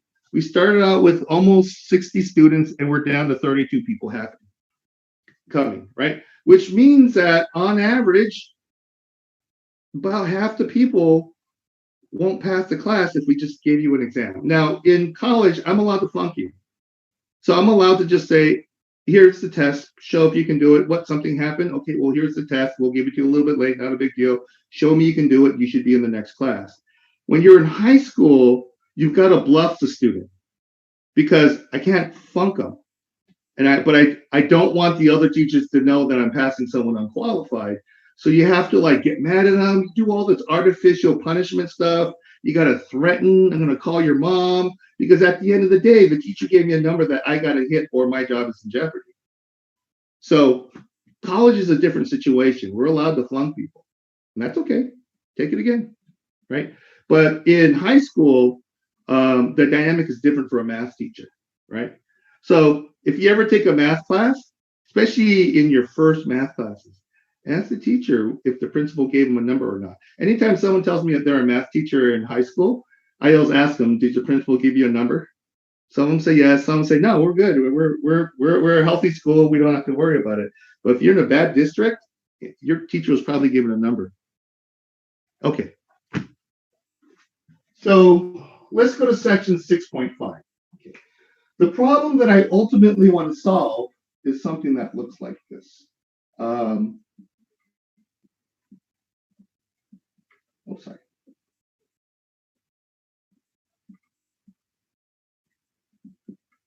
Okay. Now, this is different from what we had before. What I had given you before are questions that look like this.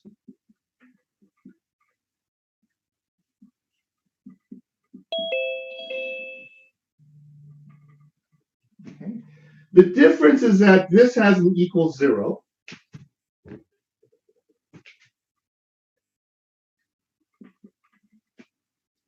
So in the past, I was asking you what times what is equal to this. Now I'm asking you what x values make this equal to 0. So if I plug in a number into this equation, what value x satisfies this equation? So my answer is going to be a number. Some number. Okay. So that's the difference between these problems and what we were doing before. Before, we're just saying what times what's equal to this. This time we're going further and saying what x value makes this true. Now, we're going to use this sort of basic idea. If I have two numbers that I multiply, right? If I multiply these two numbers and it equals to 0, I know one of two things is true. I knew either A is equal to 0 or I know B is equal to 0. They could both be 0, but 0 times anything is 0, and anything times 0 is 0. Okay. So we're going to use that idea here. Okay. What I want to do is turn this into something times something is equal to 0, something that has this form. And luckily, we learned how to do that. What we're going to do is we're going to factor this. So go ahead and factor it.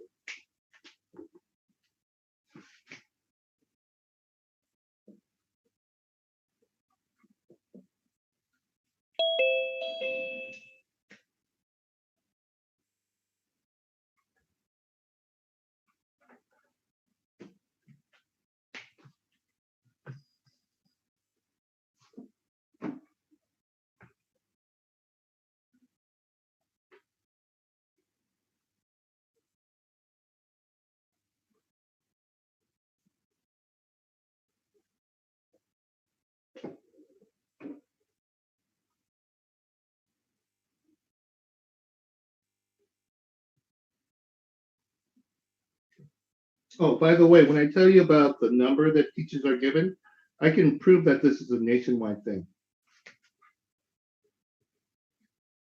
2/3 of all entering high school students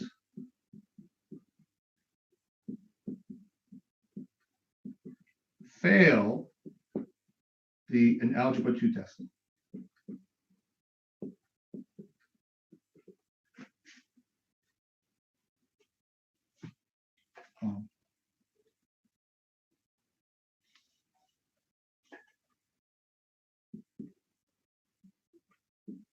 When applying for college.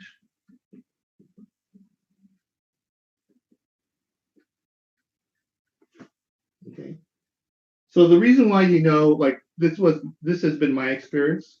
Whenever I go to talk at a seminar, I raise my hand and go, what are we going to do about this? And everyone shuts up and like, you're not supposed to say this in public. But I'm not a high school teacher. What do I care? They can be embarrassed. But the reason why we know that this is universal, 2/3 of all high school students who try to enter college fail an Algebra 2 test. So in order for you to graduate high school, you have to take Algebra 2. So every person applying for college, guess what? Has a college degree. Now, we're not even saying 2/3 of all high school students, period. 2/3 of college-going high school students can't do enough math to prove that they're eligible for college. 2/3. That's what this class is. So we kind of just know that when you're trying to be an engineer, your teacher is not trying to teach you to be an engineer. They're trying to save their job. So if you're a C student in high school in math, guess what? You're not going to be an engineer because you're one of these people. If you decide that you want to be an engineer or a doctor or something like that, you better start pushing yourself, because whoever is a C in that class, you don't know if you're one of those, well, it's a C that saves my job, or if it's a C that you actually earned. But the A's and B's, those are legitimately earned. Why? Because I'm not worried about those people don't threaten my job. But that D, F, C range, you got to push some up to, because we know 2/3 of the best students in this country can't pass basic high school math when someone not your teacher gives you a test. Okay, so let's factor this.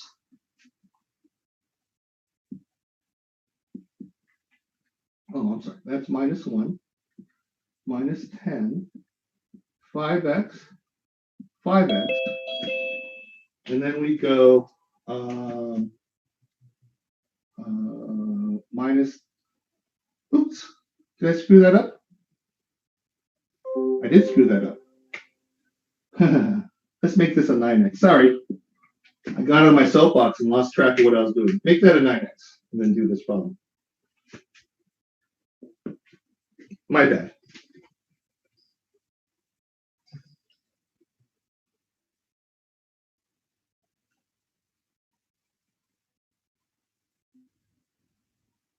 Okay. So once we factor it, we get the minus 10 and then the 1, and I'm going to simplify this, and this will turn into minus 2 over x, and then we get x minus 2, 5x plus 1 is equal to 0. Okay, now this is the key move for this section. When something times something is equal to 0, either one of these is 0 or the other one is 0, or maybe both of them are 0. So what we have in between here is a multiplication. That's what factor means. What times what is equal to this. And then what we do is we take every factor and we set it equal to 0.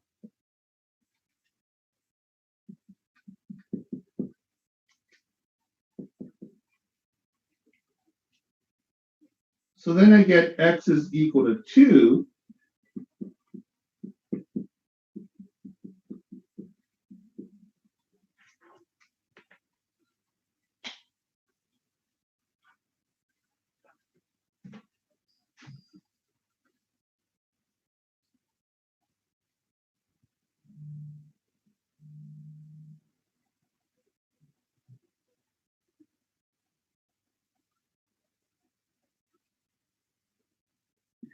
Professor? Mm-hmm. So to better understand the way I guess you're refactoring this new equation is when you put the negative 10 and the 1 and then you divide it by 5x, are you canceling those out by doing like negative 10 and x and then 5 and 1? Wait, say that again? What am I? Yeah, I'm simplifying this right here. I'm going 10 divided by 5 is negative 2. Oh, but so then why do you put the x in the middle? I thought you were like cross-canceling. Oh, this x in the middle? Yeah. No, what we're doing is, all we're doing is separating. We're saying, I need two numbers that multiply to this. Okay. And then, when I add them, become this number. Oh, I see. Okay. Okay, so all we're doing is separating regions. Okay. Once we find those two numbers, we'll put them over here, and then I'll simplify it. Okay, so basically divide the 10 for the 5x into 10, and then the 9x always has to go at the top. So basically, yeah, whatever that middle one is. Equal that. Yeah. Okay. And then if you're like, oh, I have a video on this, just email me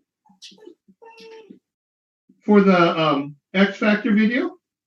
Okay. And I'll make sure that you get it so you can find it. That way you don't have to waste time. Okay, thank you. Okay. All right. Now let's do it again. So this is pretty universal with all our factoring techniques. So let's try this one.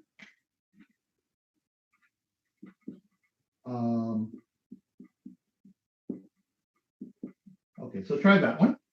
So again, now you're going to factor it, but you're going to use a different factoring technique. Right? You're going to use the a squared minus b squared technique.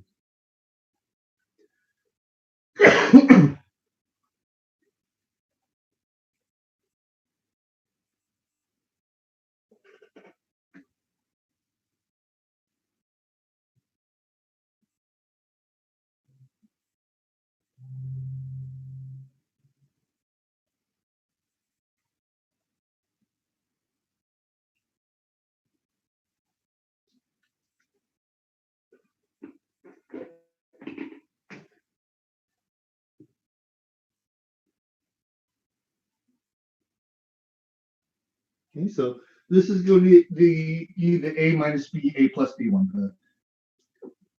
Something minus something, something plus something.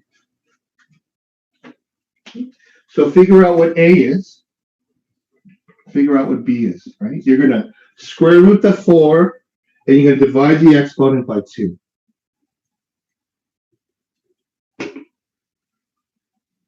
Professor? Go ahead. So the last question, the answer are two, like two yeah. and Two, you're gonna have two answers.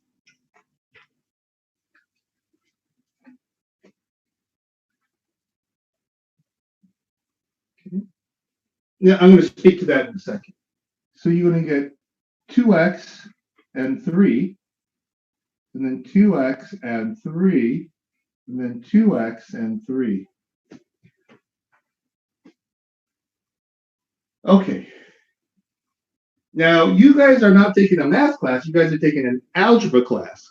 Does anyone know what algebra actually is? Can you explain the difference between math and algebra? Yeah. Algebra is a very specific thing. It was discovered in the 1600s by a bunch of Muslims, bunch of Arabs. Okay. Yeah. Now we have what's called the fundamental theorem of algebra. What the fundamental theorem of algebra is I have this polynomial.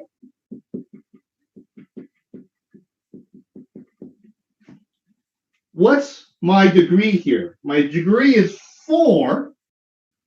So what the fundamental theorem of algebra is that if you look at the degree of the polynomial, that's how many answers there are. There's going to be 4 solutions. Over here, my degree is 2. So I have 2 solutions. If I had something like 3x plus 2 equal to, 11, 3x is equal to 9, x is equal to 3. Over here, my degree is 1, so I have 1 solution. So if you ask me, why are we studying this? Oh, because we're in an algebra class. Okay, what's algebra? Well, algebra says if you have a polynomial, the highest degree is how many solutions you have. Okay, so what are those solutions? Oh, right here. And then you'll ask, do we do this for degree 3 and degree 4? A little bit, but not really well. That's what college algebra is for larger numbers. So algebra 1 teaches you first degree. Algebra 2 kind of teaches you second degree. And then college algebra says for any degree. And then the next question is, does that really matter for a job? And you go, no, it doesn't matter for a job. This is pretty much useless in most jobs. In fact, my brother-in-law is in finance. My brother's in finance. They do very well. One of my best friends is a manager, actually CEO of a national bank that is nationwide. And I asked him, you ever use this? Nah, I use this stuff. So the next question is, why the hell are we teaching this then? Because it's an algebra class. When you take American history, you don't ask about, hey, is the War of 1812 going to make me more money? You just learn about the 1812. So if you ask me, why are you teaching me to factor? Oh, it's a relic of when people who were rich went to college. They just went to college and they learned things. And this is interesting. They didn't ask, are you going to make a lot of money off this? They just sort of learned things. So for those of you who are in high school now, you no longer learn algebra. You learn integrated math 1, integrated math 2. So a lot of what we teach you isn't really useful. I'll tell you what is, I'll tell you what isn't.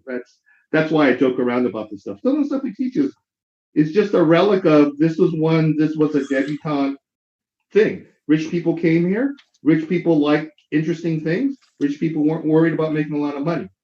So in high school, they are now teaching integrated math because they're starting to go like, maybe we should stop teaching the stuff that doesn't matter to most people.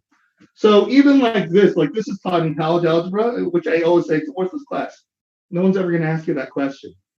I have a PhD in computer, and I used to work in research in computer science, and all my stuff I did was math. And let me tell you, we never did that. The stuff you learn in college algebra, none of it is useful in terms of making money. Yep. Is there any career that will use that formula? Any career? If you're okay, there's 2 kinds of math. Okay, there's 2 kinds of math. Actually, there's 3. There's stats, there is applied, and there it's pure. Okay. Now, stats is a weird animal. It is the fastest growing STEM field in the country. So if you go, who has the most jobs? Stats. And the reason why is that for a long time, we just did things where you go, it feels right. And now we're starting to go, well, what does the data say it's right? So this is, we finally sort of made the transition, and you see it like in baseball and in basketball in terms of analytics. The 3-point shot is more important than a 2-point shot. A lot of things that we assume were just wrong. So a lot of times where people go, I've been doing this for 15 years, and now we have young people going, yeah, but the data says you've been doing it wrong 15 years wrong. In fact, I'm going to beat you because I'm going to do it a different way. And since it's different from you and it's better, I'm going to win, you're going to lose. So stats right now is the fastest growing STEM field, faster than engineering, because too many people know about engineering. So what stats is I have a lot of data. How do I get clarity from the data? So let's say you test all these different areas about the COVID, and you go, what information can I get out of this? Well, even though some places are going up and some places are going down, if I fit a line in there, I can tell you it's going up. By the slope, I can tell you how fast it's going up. So what stats is I take a lot of data that has a lot of noise, and what I do is remove the noise and give you some intuition. This is what the data tells us. Okay. Applied and pure then are, and then the first few classes are the same for all three of these majors, but once we get into our last 2 years of classes are completely different. I can't talk to a stat person. Their math is completely different. A pure mathematician and applied mathematician, we can't talk to each other. We learn different things. Now, if I were to ask you this,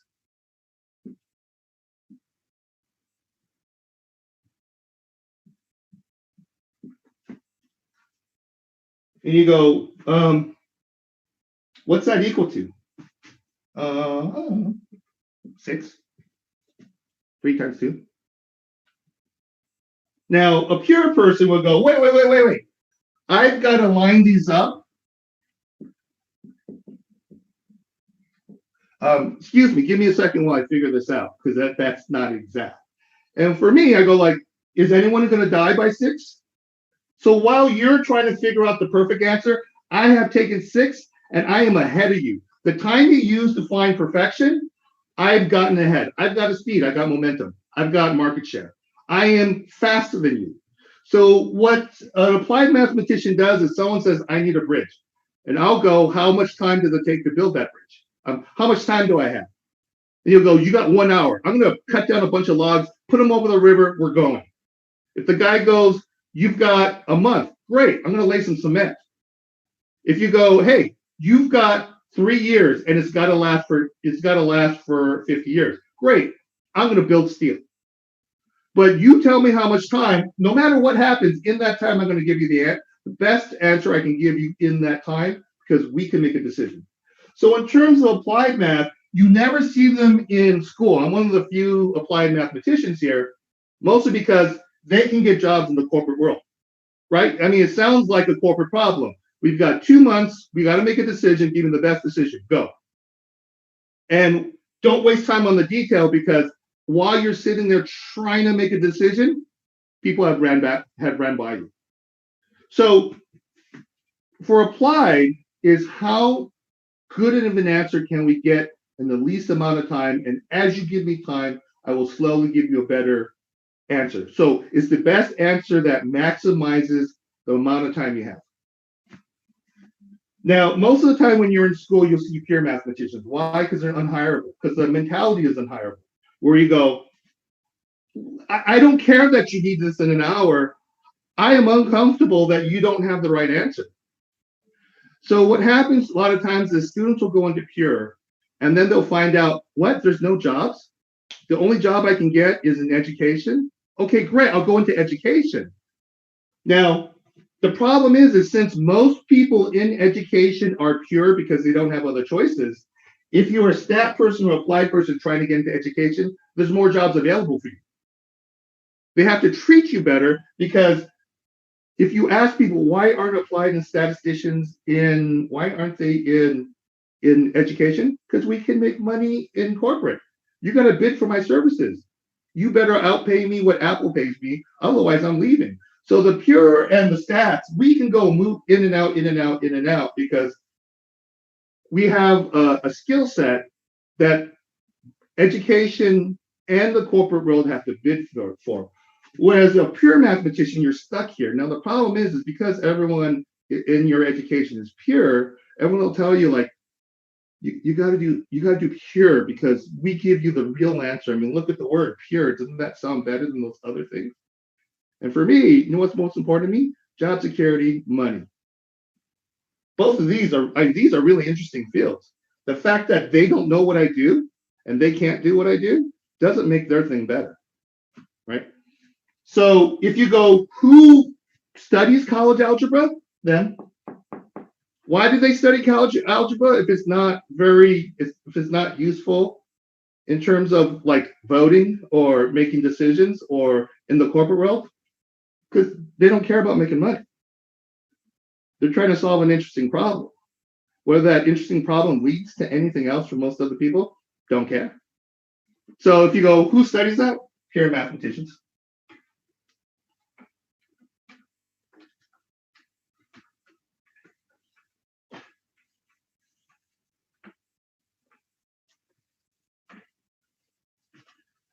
So I'll tell you the same thing I told my son. For a long while, people said engineering. And if you were to come to me about 15 years ago and you go, should I go into engineering? I'd say no, go into stats. And then you would say, but I thought engineering is hot. I go, engineering is hot right now. But by the time you educate yourself and get out, there are about 8 years or 6 years of people who have experience over you, and you have to wait in line to get that promotion. Right? So if it was, I don't know, 10 years ago, I would have told you jump into stats. Now stats is everyone sort of knows stat is the hottest. People have said stat is the fastest STEM field. And I think if you got out, you would still do pretty well, but you're still waiting in line. There are all these people ahead of you that are getting a job ahead of you. I think right now applied math with computers. So with my son, and then I have another friend, she's a statistician for Kaiser. So she literally sets your price that you will pay for Kaiser health insurance. Like she's the last person who goes, Dot, you pay me $280. She makes the table. So she went to Yale and UCLA, and then both of us have sort of we watched the tech market of where the trends are and where there's a glut of people. I think applied math right now is the underutilized place. Because right now everyone's being pushed to engineering. Your counselor probably tells you, oh, engineers, right? Yeah, but if you're gonna be ahead of people, I think applied math with computers, applied math without any computer experience is worthless. But applied math with computers, I think that's if you're in STEM, that'd be the next hot thing. So like another one of my friends who's been really looking at this, we both independently sort of looked at the market where things are going. We both told our kids, they're both in ninth grade in high school.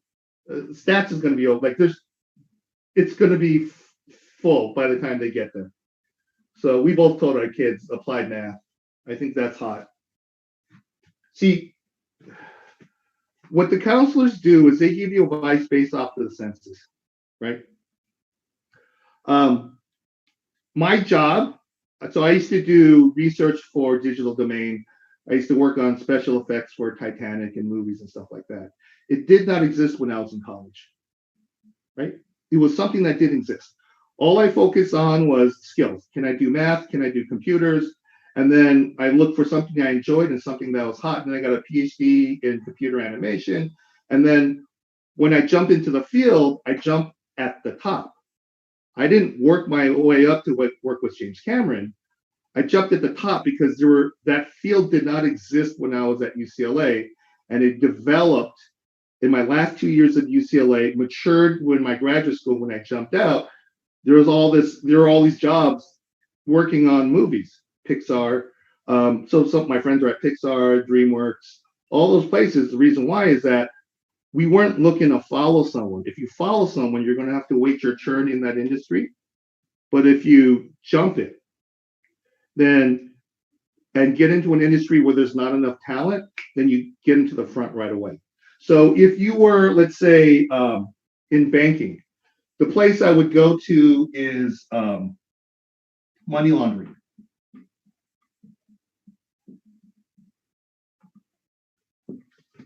So we have a lot of regulations now about money laundering. Banks are terrified about being caught for being a money launderer. My friend who is CEO of a bank, he says the people who are getting promoted constantly and stolen from him and given raises other places, they're all people who focus on money laundering. So just so you know, in terms of business, that's the hot place right now.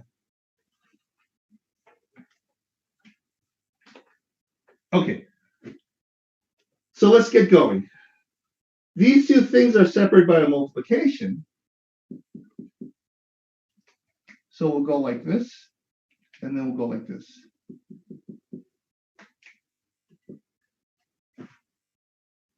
So we go 2x is equal to 3, and then we divide both by 2.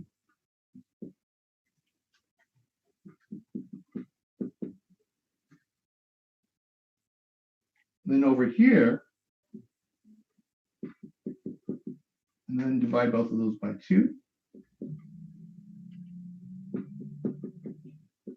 Okay. So usually this question is asked with S factoring, or it's asked with this a squared minus b squared thing. Okay. Let's take a let's take a 9-minute break, a short one, because I rambled a little bit. Let's take a short one, and then we'll finish up this section without having a rush. So let's come back at 10:45. Okay. We've got 3 more things to do, and none of them are that bad. Well, one of them is kind of bad, but it's okay.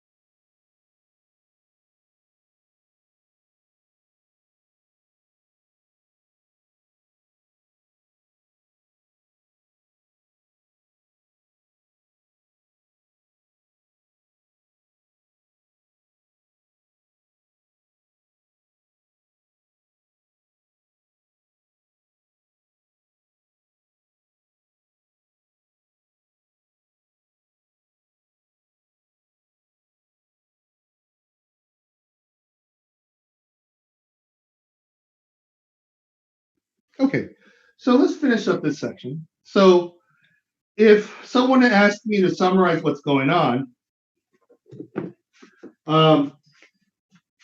usually what happens is you're either going to get something that you X factor or something where you do use the A squared minus B squared. One of those two factoring techniques. And then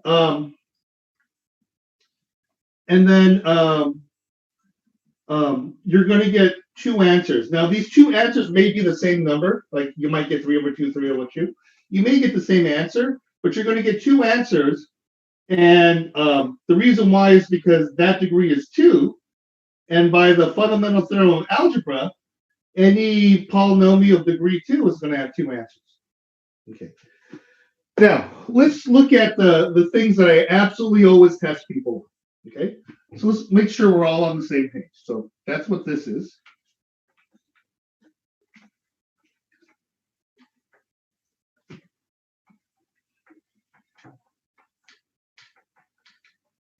Oops. Okay. Now, I want to show you two subtle things. Okay. So let's say I have something that looks like, solve 2x squared minus 8 is equal to 0. And solve 2x cubed minus 8 is equal to 0, or 8x. Okay. Okay. Now, put a star next to it. Both of these will 100% absolutely be on the test.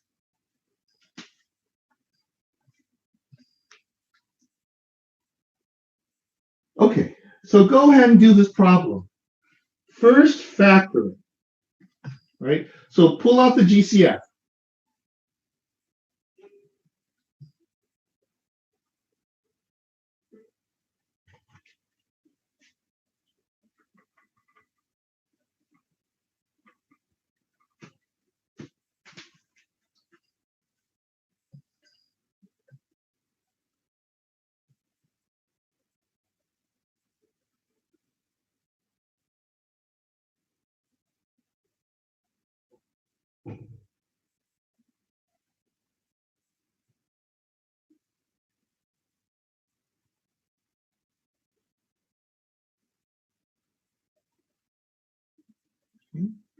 So 2 divides into both of these.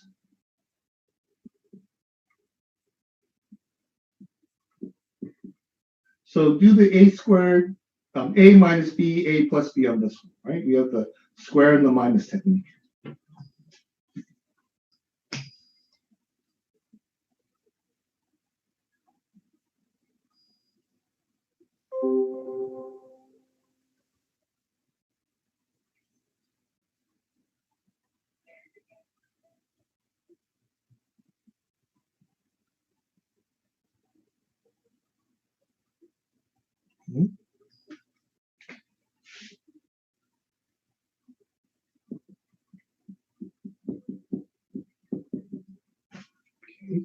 Now, everything that's separated by a multiplication, set it equal to 0.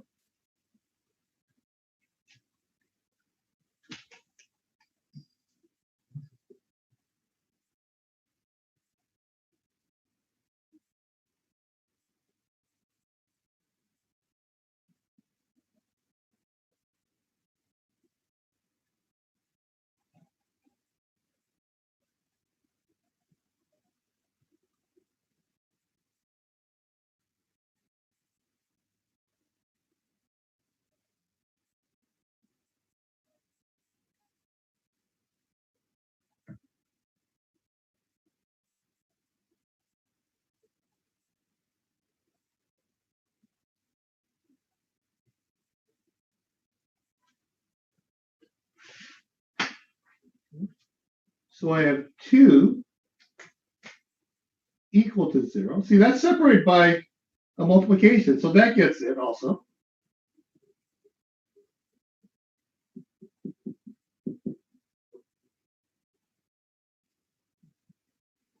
Now, this is nonsense. 2 is not equal to 0, so then we just cross it out, and there's no answer here. We just ignore it.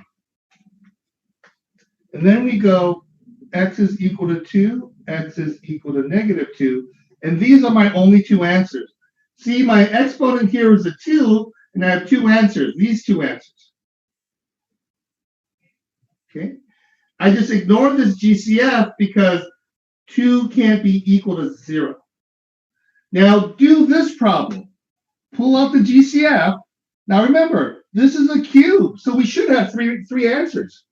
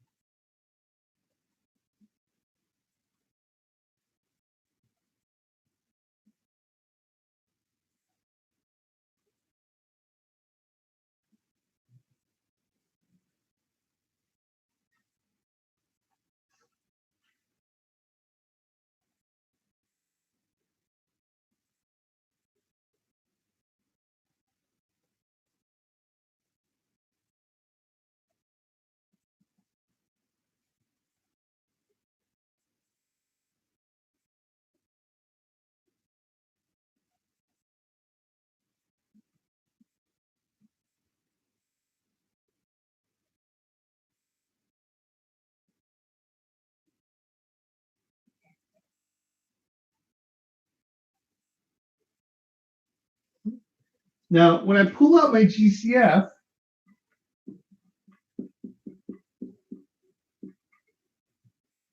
oh, I'm sorry. Yeah, that's right. Both of these have an X. So the difference between this problem and that problem is that in my GCF, there's an X. And then I'm going to do the same here. I'm going to factor this x squared minus 4 in the same way. Now, everything separated by a multiplication is set to equal 0, right?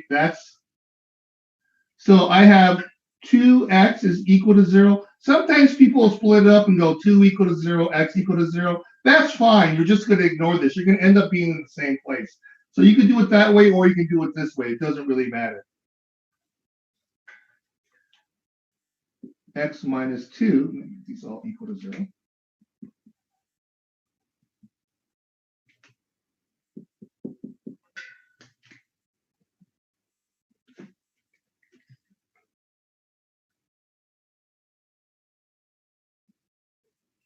Okay. Now, over here, I get x is equal to 0. See, because there's an x in it, there's going to be a solution. Over here, there's no x, which is why we ignore it. But if you have an x in your GCF, 0 is going to be one of your answers.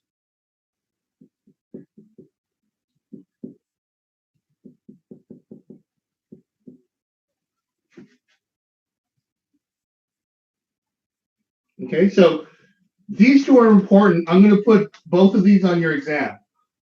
You're going to have a GCF that has no x in it and a GCF that has an x in it, just to make sure that you understand the difference of that.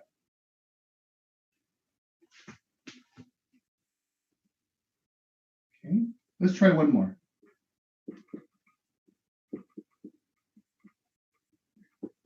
All right, try that problem.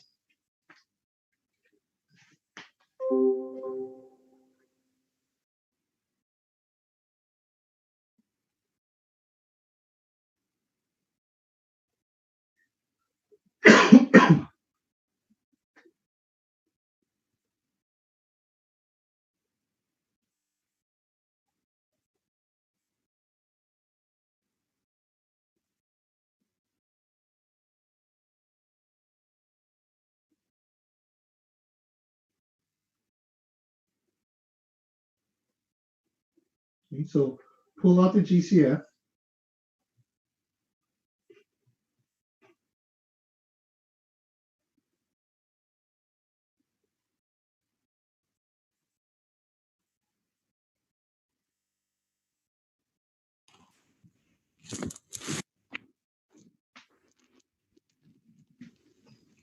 I'm going to get 2x, x minus 4. Now, usually that freaks people out because there's no square there. You just stop. Now, when we solve it, we have the 2x is equal to 0, or we have the x minus 4 is equal to 0. And we get x is equal to 0, x is equal to 4. So if you get that, don't freak out. My degree is 2. I only have 2 answers, and I have 2 answers.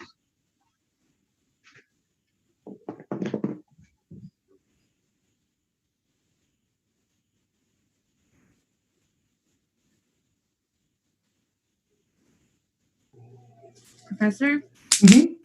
Usually if it's cubed, will you always have like x equals 0? Yes. In these questions, yes. Let me tell you why.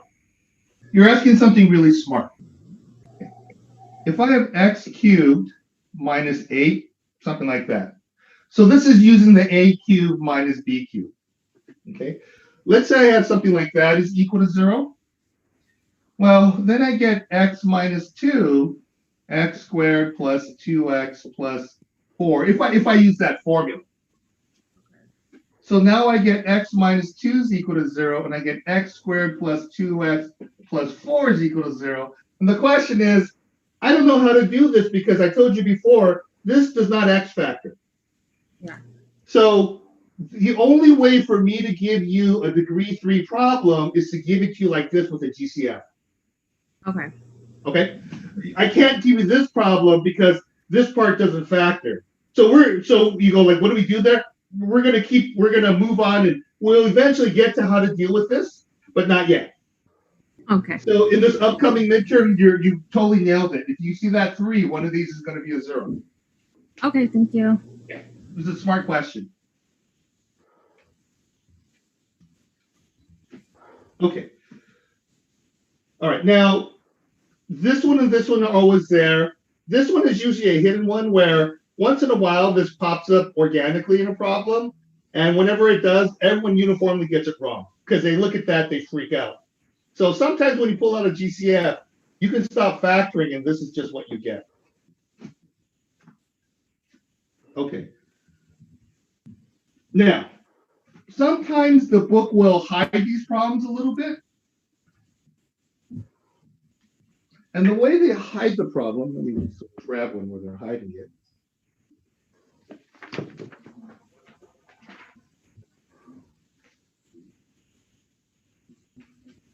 They'll make it look like this. So this is literally off of your problem set. So this is number 6. Solve 4y squared equal 24y minus 36. Actually, let me make these x's. Okay. Now, whenever you have something that's not degree 1, so over here you have a square.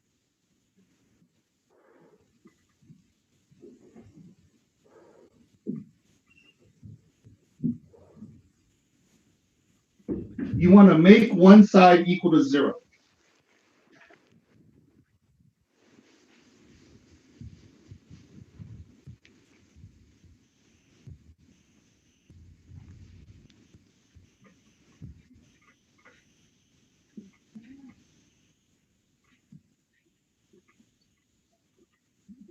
Okay. So in the future, you're going to get 2 kinds of solve problems. You're going to do a bunch of junk, and then you'll get something like this.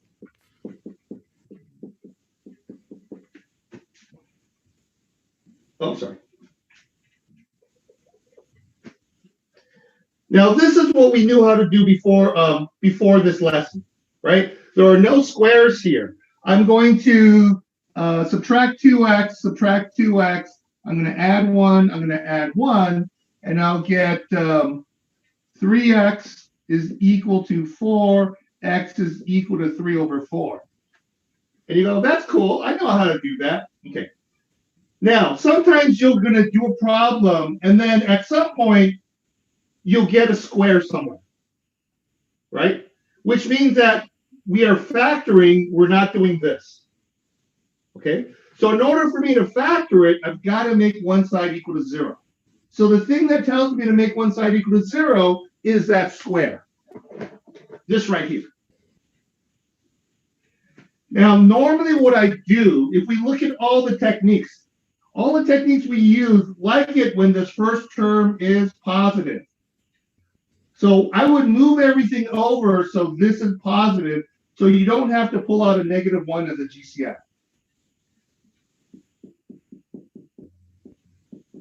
Okay, so all I did is move this stuff to the other side.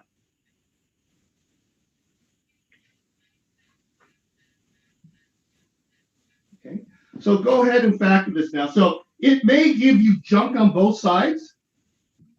The side that has the x squared, bring everything to that side and then go and factor. So first factor out the GCF and then x factor that.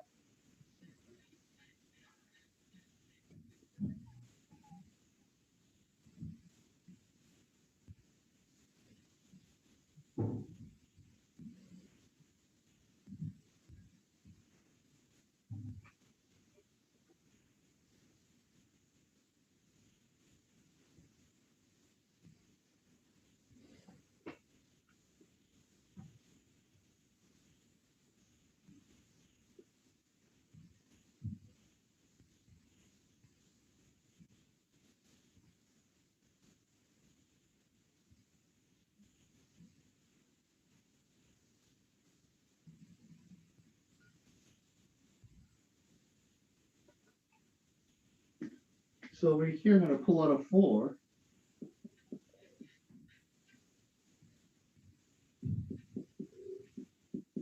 Like that.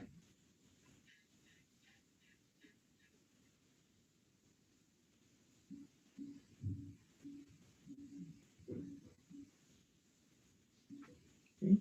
So go ahead and x factor it, and your answer is going to look like this. So go ahead and x factor this.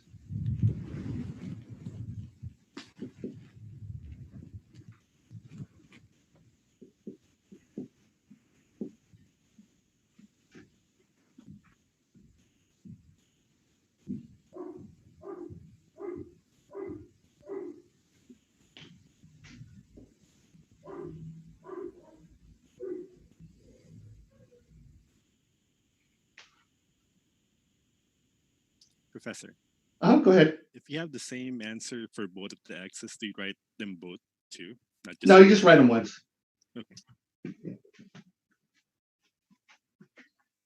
So you get 4. You get -3, right?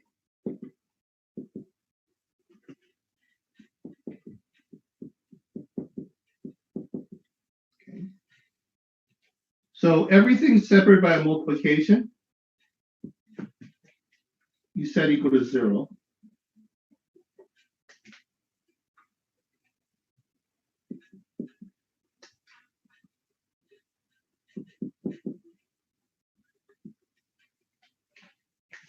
So this one we don't care about. This is garbage.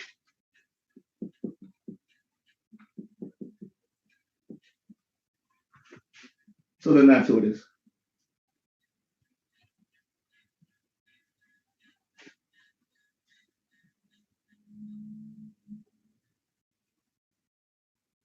So what happens in college algebra, they'll start talking, what does it mean when this shows up twice? So right now in this class, we don't have to care about it. So technically this showing up twice has implications. But for us right now, we don't care.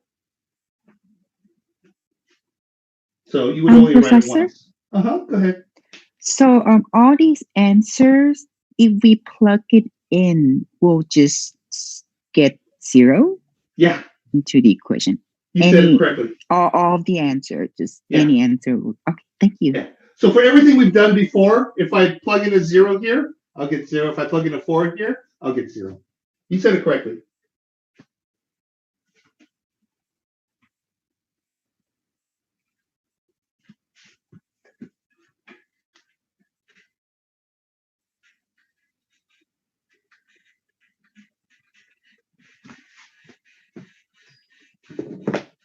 let's do this. Okay.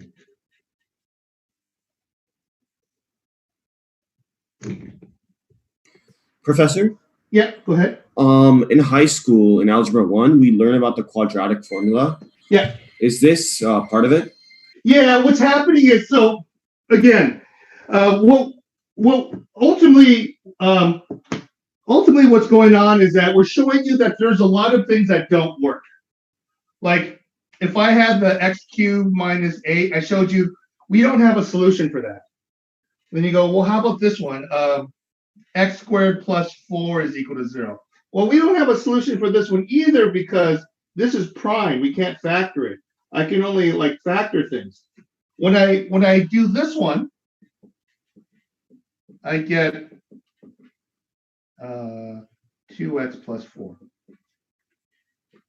So there's a whole class of problems where we can't factor. I can't factor this. I can't factor that. So problems like this and this, I don't have an answer for. So what we're building toward is the quadratic formula. Is that the quadratic formula solves this problem, solves this problem, and if you put it in a formula, it's really fast and easy. So if you say, what's the point of all my education up till Algebra 2? Is to prove the quadratic formula. And if you go, Dr. Kawhi, you've done a lot of math in your life and gotten paid for it. And I'll say, yeah, a little bit. Have you ever used the quadratic formula at your job? And I'll say, no. And you'll go, so my entire career, for the first 10 years of my life, is to prove a formula you've never been given a dime for in any kind of mathematical endeavor that you've ever worked at. And I would say, yes. And you go, doesn't that mean that school's kind of broken? And the answer is yeah. So one of the ways we're trying to fix it is with Common Core. So the first thing we did in Common Core is we didn't remove material because that would freak teachers out. They would go, what do you mean you're taking out the quadratic formula? The first thing we did is rename it Integrated Math. So now our goal doesn't have to be to teach you the quadratic formula. We're still teaching you it, but at some point, we want to kick it to the curb. Now, what's happened in a lot of college settings where we go, we have the normal person has 2 or 3 jobs over their career, changed careers 2 or 3 times on average, which means that we have people now who are coming here in their 30s and 40s retraining, right? So the state has said, will you please stop teaching the quadratic formula? We're going to make a law that says no more quadratic formula. You cannot force someone to learn the quadratic formula because it's a waste of time for someone who's 40 years old trying to train to become a nurse. So the state has mandated that we can't do it. Now, they kind of throw out the baby with the bathwater because some of the stuff in algebra is actually really important. The graphing is important. The solving of equation is important. So there's this move with a lot of schools where we go, can we teach pre-stat? Meaning, can we teach what you need to know statistics, which is really important for work, and just throw away the algebra? Let's like only teach the algebra you need to learn stats. And the answer is, yeah, stat 100. So there's a movement now to try to like stop making the quadratic formula the center of the world of kids' education because for the most part, you're never going to use it outside of 10th grade. So Stat 100 is our attempt, my attempt to teach you guys all this stuff and then remove anything that is unnecessary that only connects because we're doing the quadratic formula. But yeah, we're going to get to the quadratic formula. Okay. Professor, I have another question real quick. Yeah, go ahead. If the career we're choosing to work towards doesn't require doing like these types of problems, what is the point in learning that? So that's the good question. That's the question you want to ask.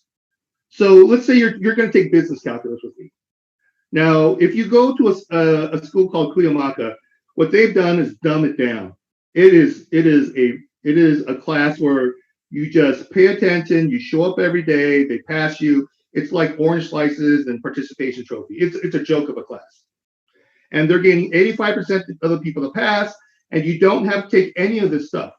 In terms of my business calculus, I teach it like a real business calculus class. And I teach it like a real business calculus class, and 60% of the people flunk. And that's how it is everywhere else in the country, except for Cuyamaca and other schools which are trying to copy it, including Pierce College. Now, if I go and I went and talked to people who work in accounting. My sister is a CPA for Disney, made a ton of money as a CPA. You ever use calculus? No. Talk to my brother and brother-in-law who do finance at a high level, who are in charge of teams. You guys ever use calculus? No. Went to my friend who's a bank CEO. You guys ever use calculus? Never. So then the question is, well, maybe Cuyamaca's right, and maybe you're wrong, Dr. Kawhi. And this is what I say. What is the most important thing that you need? And whenever I talk to business people, is can they learn on the job? Because you don't learn anything in school. Anything in the book is 15 years old. So they're expecting you to know nothing, just know a little vocabulary. But the most important thing is, can you learn fast? No one's going to sit with you at your job. They're going to give you a manual that's going to be technical, that has all sorts of stuff that is current to the day. And they're going to say, read this manual because this is the stuff we actually do. Now, I don't want you to lose this money. I want you to ask me questions on what you're not sure of. Because I don't want to lose money, but I don't want to waste time teaching you. Read the book. So what will happen is you'll read the manual, and the first thing you'll do is you'll find whoever was just hired, and you go, let's read it together. Any question I have, I don't want to sound stupid. I'm going to ask you. Anything we're not sure of, we're going to ask people who were just hired last year and 2 years ago, because they have the most empathy for what we're going through. And we'll go, I don't understand what this means. What does that mean? Once you do that, you then go to your boss and go, here are the 5 things I don't know. Your boss will go, great. Now, if you can't read that manual fast, because your learning time is money, you're unhireable. We have to get rid of you. So the key thing of why I teach business calculus to the degree that I do, it isn't because the business calculus is important. The vocabulary is important because you're going to hire a statistician and you need to be able to speak to him using his words. What's important is, can you learn something fast in a short amount of time? Something technical fast. The other thing too is that I know which bosses of mine are scared of math, and I can snow them. No problem. When I used to work in the tech field, everyone knew their math, so you had to be on your toes. Why? Because they would ask you hard questions on what you're doing. They didn't understand what I'm doing, but they could question it. And if I can't explain it to them intuitively, then they'll go, I don't believe you. If you can't explain it to me because I have a confidence in my math that you can explain hard things to me and I should be able to understand it. And if you can't explain it in the way I understand it, then we're not doing it. And most .com companies I worked at, I've always had a manager like that. If you can't explain it to me in a way I'm comfortable, I think you're full of crap. When you work for the public sector, you have all kinds of people who can't do math. And you just go there and you go, look, if you do this, it's going to cost us a lot of money. Now, normally what I do is when someone says, no, I'm scared of math, we're going to do what we've always done. Usually what happens behind the scenes, people will protect them from this bad thing happening. Kind of like Donald Trump, like you sort of see people protect them. I go the other direction. I go, we're going to do exactly what my boss says. Put his name on it. I have an email saying that I cannot do the thing that I said I want to do to save us money. We are going to have a car crash. They go, this is going to be bad. I go, it's going to be bad for them. And what we're going to do is we're going to go 100 miles per hour at that wall. Because I got an email saying, don't do it. I have an email saying, this is going to cost you a lot of money. And usually right before we hit the wall where it's obvious to them, they go, oh my God. I go, you better do what I said, because we're going to hit that wall and we have no other choice. So I don't cover up for a stupid manager. If my manager doesn't know math, I'm going to make him eat it. Right? So the reason why you take business calculus as a business major is, how fast are you? Can you pick up? When someone explains it to you, are you scared? Do you go, oh my God, no, math scares me. Can you say to not math things? You want to be a person that says, I have confidence that I can understand hard technical things. Give it to me. Because I have a good BS meter because I have confidence in my skills. That's why you learn it. Okay, now.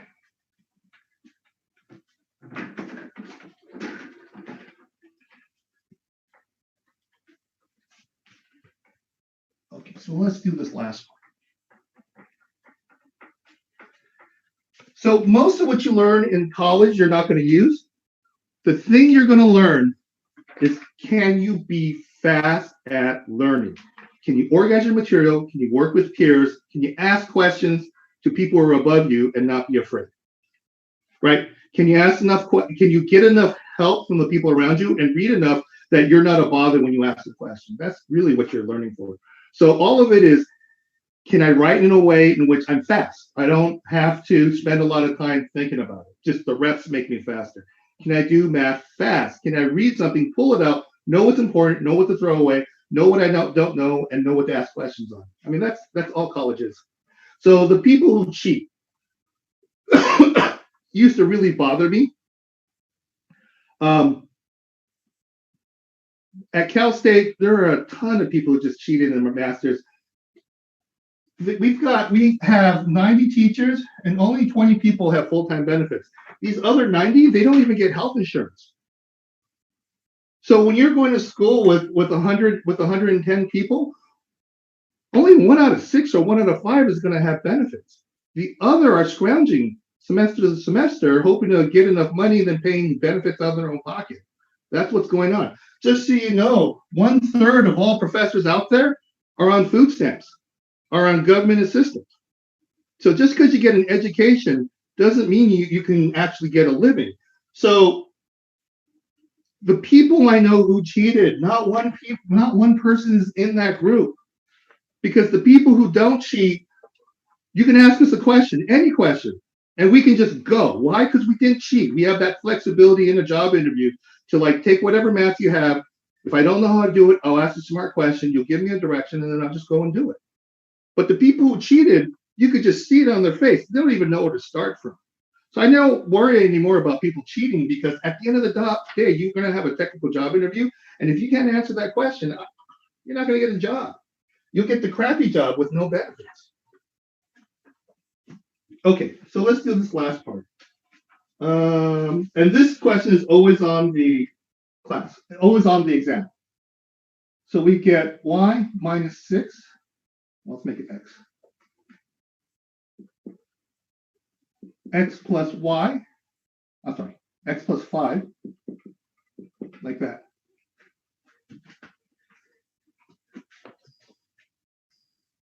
Okay. And then we'll say solve.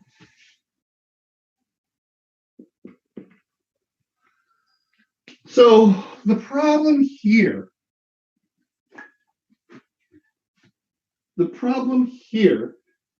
is that I have two things that are multiplied together, which is what I like, but it's not equal to 0. So the problem here is this must be equal to 0.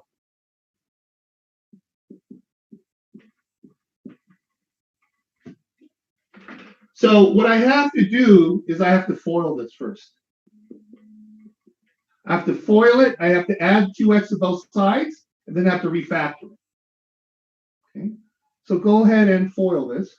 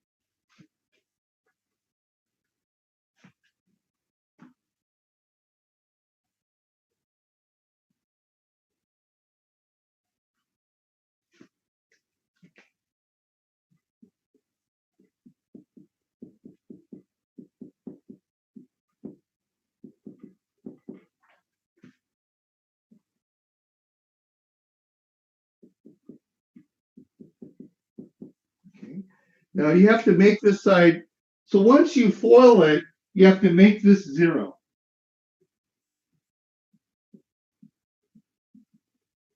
So the way you make it 0 is you're going to subtract it from both sides.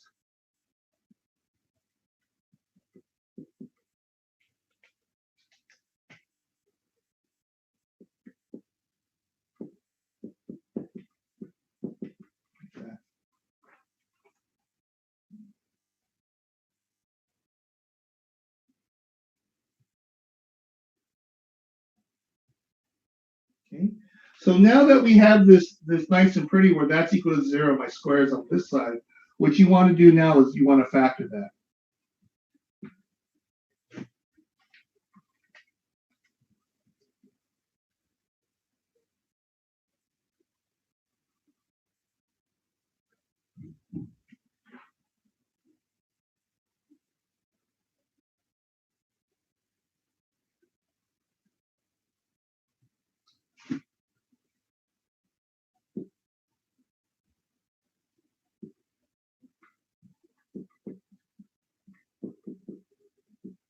Now, I want to warn you guys, stay on the ball. Chapter 7, it's not hard, but it's time consuming. It's the most time, the questions take a long time. So don't fall behind because we're not doing really hard stuff, but we're doing time consuming stuff. So to get through homework and to be able to do the problems, it's going to be time consuming. So stay with me. Don't leave it all to the weekend because you're going to get buried by chapter 7. Okay. So we get x plus 6.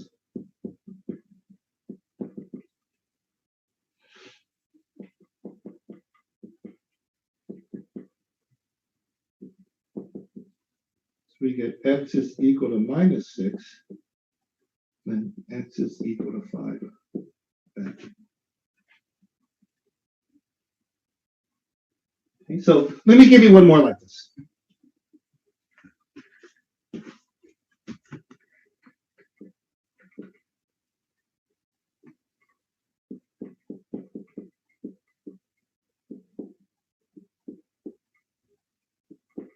I'll make this a minus 2. Okay, do that problem. So do the same thing, FOIL it, make one side equal to 0, and then refactor it.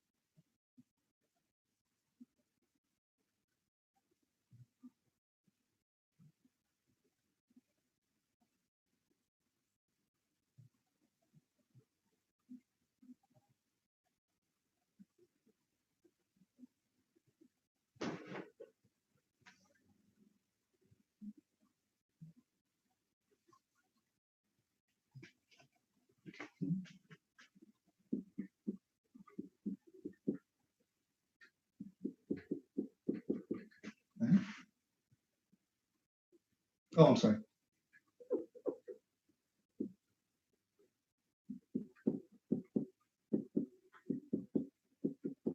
Okay, now make one side equal to 0, and then factor it.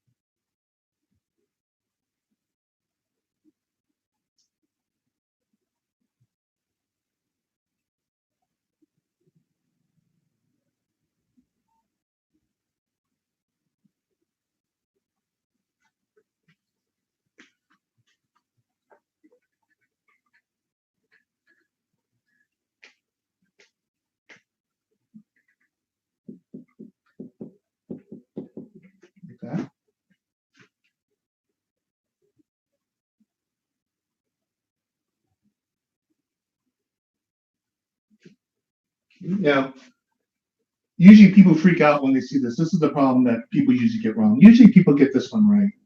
So let's pull out the GCF. Okay, and that's fine. We stopped here. There's no square there, so we stop. And then we set everything separated by multiplication equal to 0.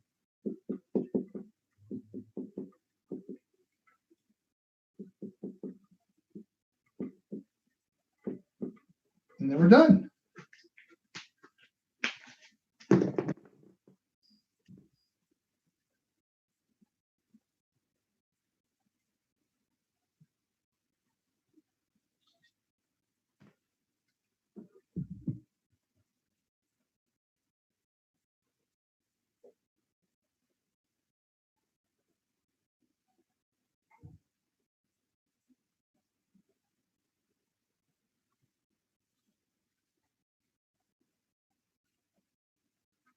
Professor? Mm-hmm. So is 6.3, 6.4, and 6.5 going to be a part of the it's going to be part of the third test, right? Yeah. Everything that we cover up to Thursday will be on the midterm.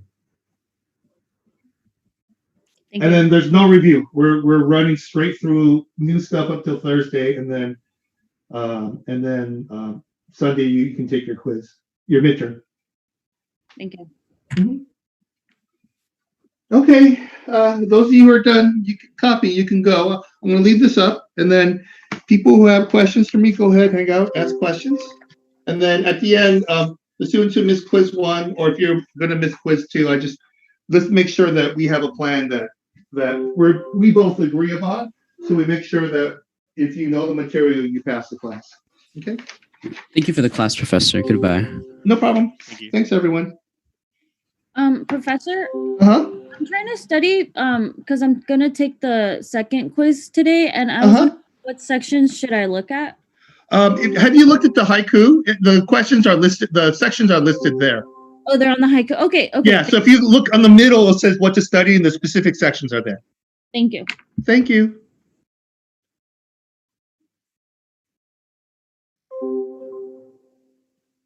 Professor? Uh-huh.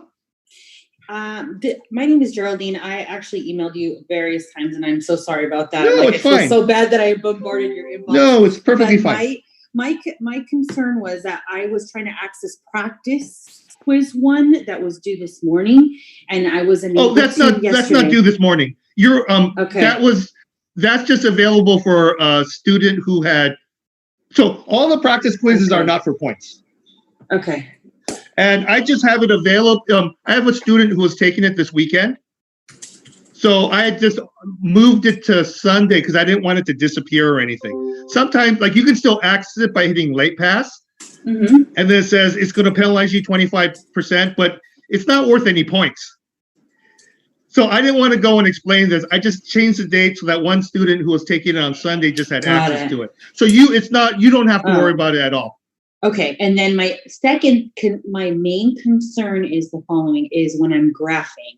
I have and I've done graphs for a prime example was on practice quiz 2, questions 18 and 22. I always find it very challenging because when I'm trying to graph, it makes me put 2 points when sometimes it's really not 2 points.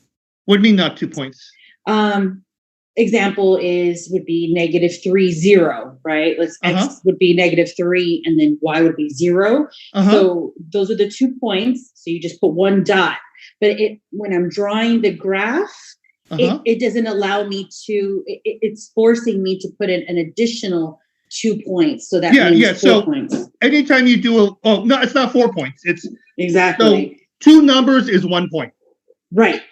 Okay, so you have to do 2 points to define a line. Correct. So you have to have 4 numbers. Mm-hmm. Okay. Okay, so let me pop up something. Let me see. Thank you. Just a grid. So let's say let me pop up the XYZ real quick, and then I'll share screen with you. Okay, perfect. Thank you.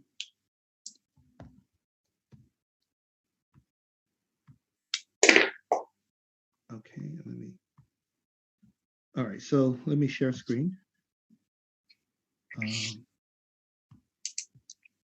Okay, and then we are here. So let's take a look at one together, okay? So I think you were complaining about section 4.1, right? Yes. All right, so let's do that together. So we're going to go section 4.1. And then we're going to go here. And then let's do like a middle problem. Okay, so let's do something like this. All right. So what we want to do is I want to draw this line. Oh, is it going to let me? Okay. So we're going to go 3. I have 1 point here as that's my x-intercept. Right. And then my second point is going to be here. So that's one line.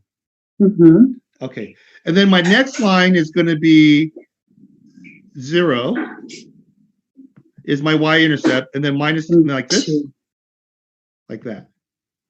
So I need to have two lines. 4 points. Okay. Yeah. And then that right there is my answer. Is that better? That's much better. Yes. Okay. Professor, I have a quick question about the midterm. Yeah. So when it opens on Sunday, is it also going to be available on Monday and then close on Tuesday? Yeah. So we'll close it on we'll close it on Tuesday right before class. Okay. Is that going to be the same for the final as well? I may open the final. Well, let's see. The final, I'll probably keep it open. So that's a good question. I'll probably do this because the last week we may have new material on Monday, but Tuesday, Wednesday, and Thursday are review. I'll probably open it on Thursday, and I'll probably close it Saturday, maybe around noon. Okay. All right. Thank you. I want to give people. Some people work, so it's easier for some people to take over the weekend. So I'll probably leave it open till Saturday noon. Okay. Okay. Thank you. Yep. Anyone else have questions? And then someone said they missed quiz 1, right? Who was it? Professor, I was actually emailing you last night about me missing the practice quiz. The practice quiz is okay. It's the quiz 1. Oh yeah, I did miss that one too. But I couldn't even log in into the XYZ homework. Have you done any XYZ homework at all? Yeah, I have. But did the account close on you? Is that what happened? Yeah, it did. I guess for some reason it like expired or something like that. And yeah, so you have to pay the $30. So when you enter it, does it tell you like to activate your code? You have to Okay, so you have to go and do that. Okay. Are you okay with that or? Yeah, that's perfectly fine. I was just wondering why. Okay, so so Giselle, what's your major? Criminal justice. Okay. So when how were you with this in high school? Like how long ago was high school and how comfortable were you with this in high school? I was pretty comfortable with it. It wasn't that hard for me. Okay, so I guess there's two choices you can do. Like one, I can just open up quiz 1 for you. And then are you the one who said that you quit your job or something like that? Yeah, I did. Okay. I mean, I can open it up for you to try to do the practice quiz and the quiz. Yeah. By Wednesday. Okay. But if I drop you from the class, there's no record. So if you feel you're so far behind where you're like, I feel guilty, I'm going to stay, then let me drop you, take me in 134, and then let you have a clean start. If you feel like, I actually know this stuff, and when you're doing it on the board, I actually know it, and if you just give me a day or two to like brush up on it, yeah, I could do it. Then I'd say, great, I'll open it up for Wednesday for you, and go ahead and take it. And then, did you take quiz 2 at all? No, I haven't. That's because of my session expiring. I'd have to. Right. So normally when we're in this situation, people will tell me I'm okay, but they're not okay. And they just feel bad about dropping. I can drop you where there's no consequence. There's no F on your transcript. I'm just dropping you. Well, but I'm taking this class because it's like a prerequisite for statistics. Yeah, I know. So the problem. So I don't mind if giving, like, saying, oh, you didn't understand what was going on, caught up with you, we're good, and I can have you turn in both by Wednesday. Okay. I just want to tell you that if you're not going to make it, it's better to just have me drop you rather than to get a bad grade on your transcript. Mm-hmm. So if you think you can do it, I'll give you to like to Wednesday midnight. Okay. But if you say, hey, you know what, maybe you're right, I'll take you 134. Now I know what the deal is. We'll just take it there. Then we can do that also. But I don't want you to put yourself in a bad situation. Yeah, right. Okay then. But if anything, I'll just email you. You can't. I'm going to do it right after. Normally I'm supposed to do it within the first 3 days. Mm-hmm. But I know that stuff happens with work and stuff like that, and I get students like you where they just get buried by work, or sometimes there's family obligation, or people get sick. So I get in trouble for like not turning in my drop list, because technically I'm not supposed to do this thing where after 3 days we build a state. So I'm already late. So I'm going to be doing it right after I stop talking to you. I need to know right now, are you in or are you out? And again, all I'm trying to do is protect you, because usually people who miss 2 quizzes and say, I'll catch up, they can't catch up in this class because we go through so much material. Yeah. Because I want to stay in. I really do. Okay. Then I need you to activate it. If you have trouble activating it, you can call me. I gave you my phone number, right? Yeah. And then if you want to talk to me personally, you can call me also. We can talk about this. And then I'm going to keep you in, and then I'm going to extend the window for the quiz and the practice quiz to Wednesday for you. Okay. Thank you so much. Okay. All right. Hang in there, okay? Yeah, thanks. Okay. Professor, one last thing, question with regards to the XYZ homework pass. Is there an access code that I have to select, or just click the buy now for $30 student pass? Buy now for 30. Yeah, you have to buy now for $30. Okay. And then is there a discount code, or there isn't any? There is a discount code. It's on the syllabi. Let me see if I can find it right now. I can just read it to you. It's real basic. Thank you. Let's see. All right, so when I talked to them, they told me that the code is all capital letters, XYZ S20. Okay.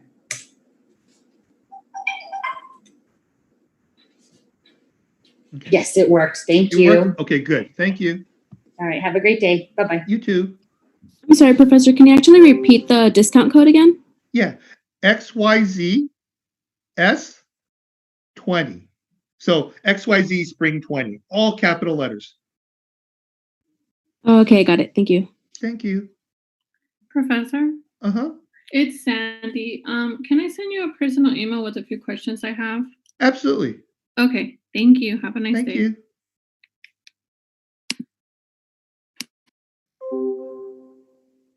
Anyone else have questions?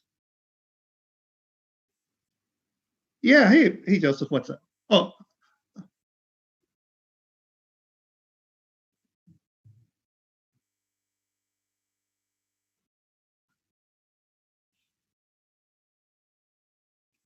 Yeah.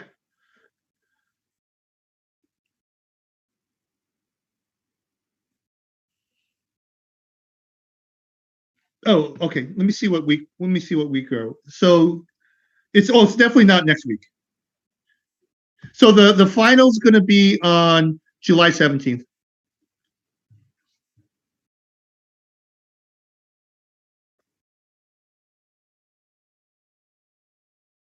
Yeah, same thing again. Yeah, now it'll be on Sunday. Now, if you have a work issue where you're just out of town during that time and you go, hey, Dr. Kawai, can you give me a few extra days? I can give you a little extension.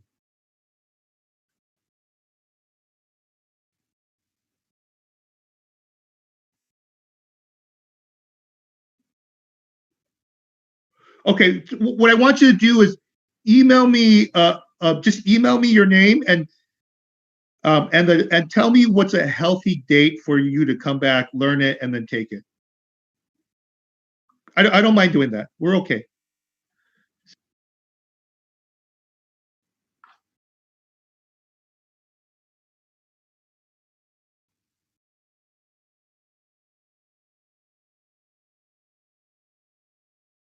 Yeah.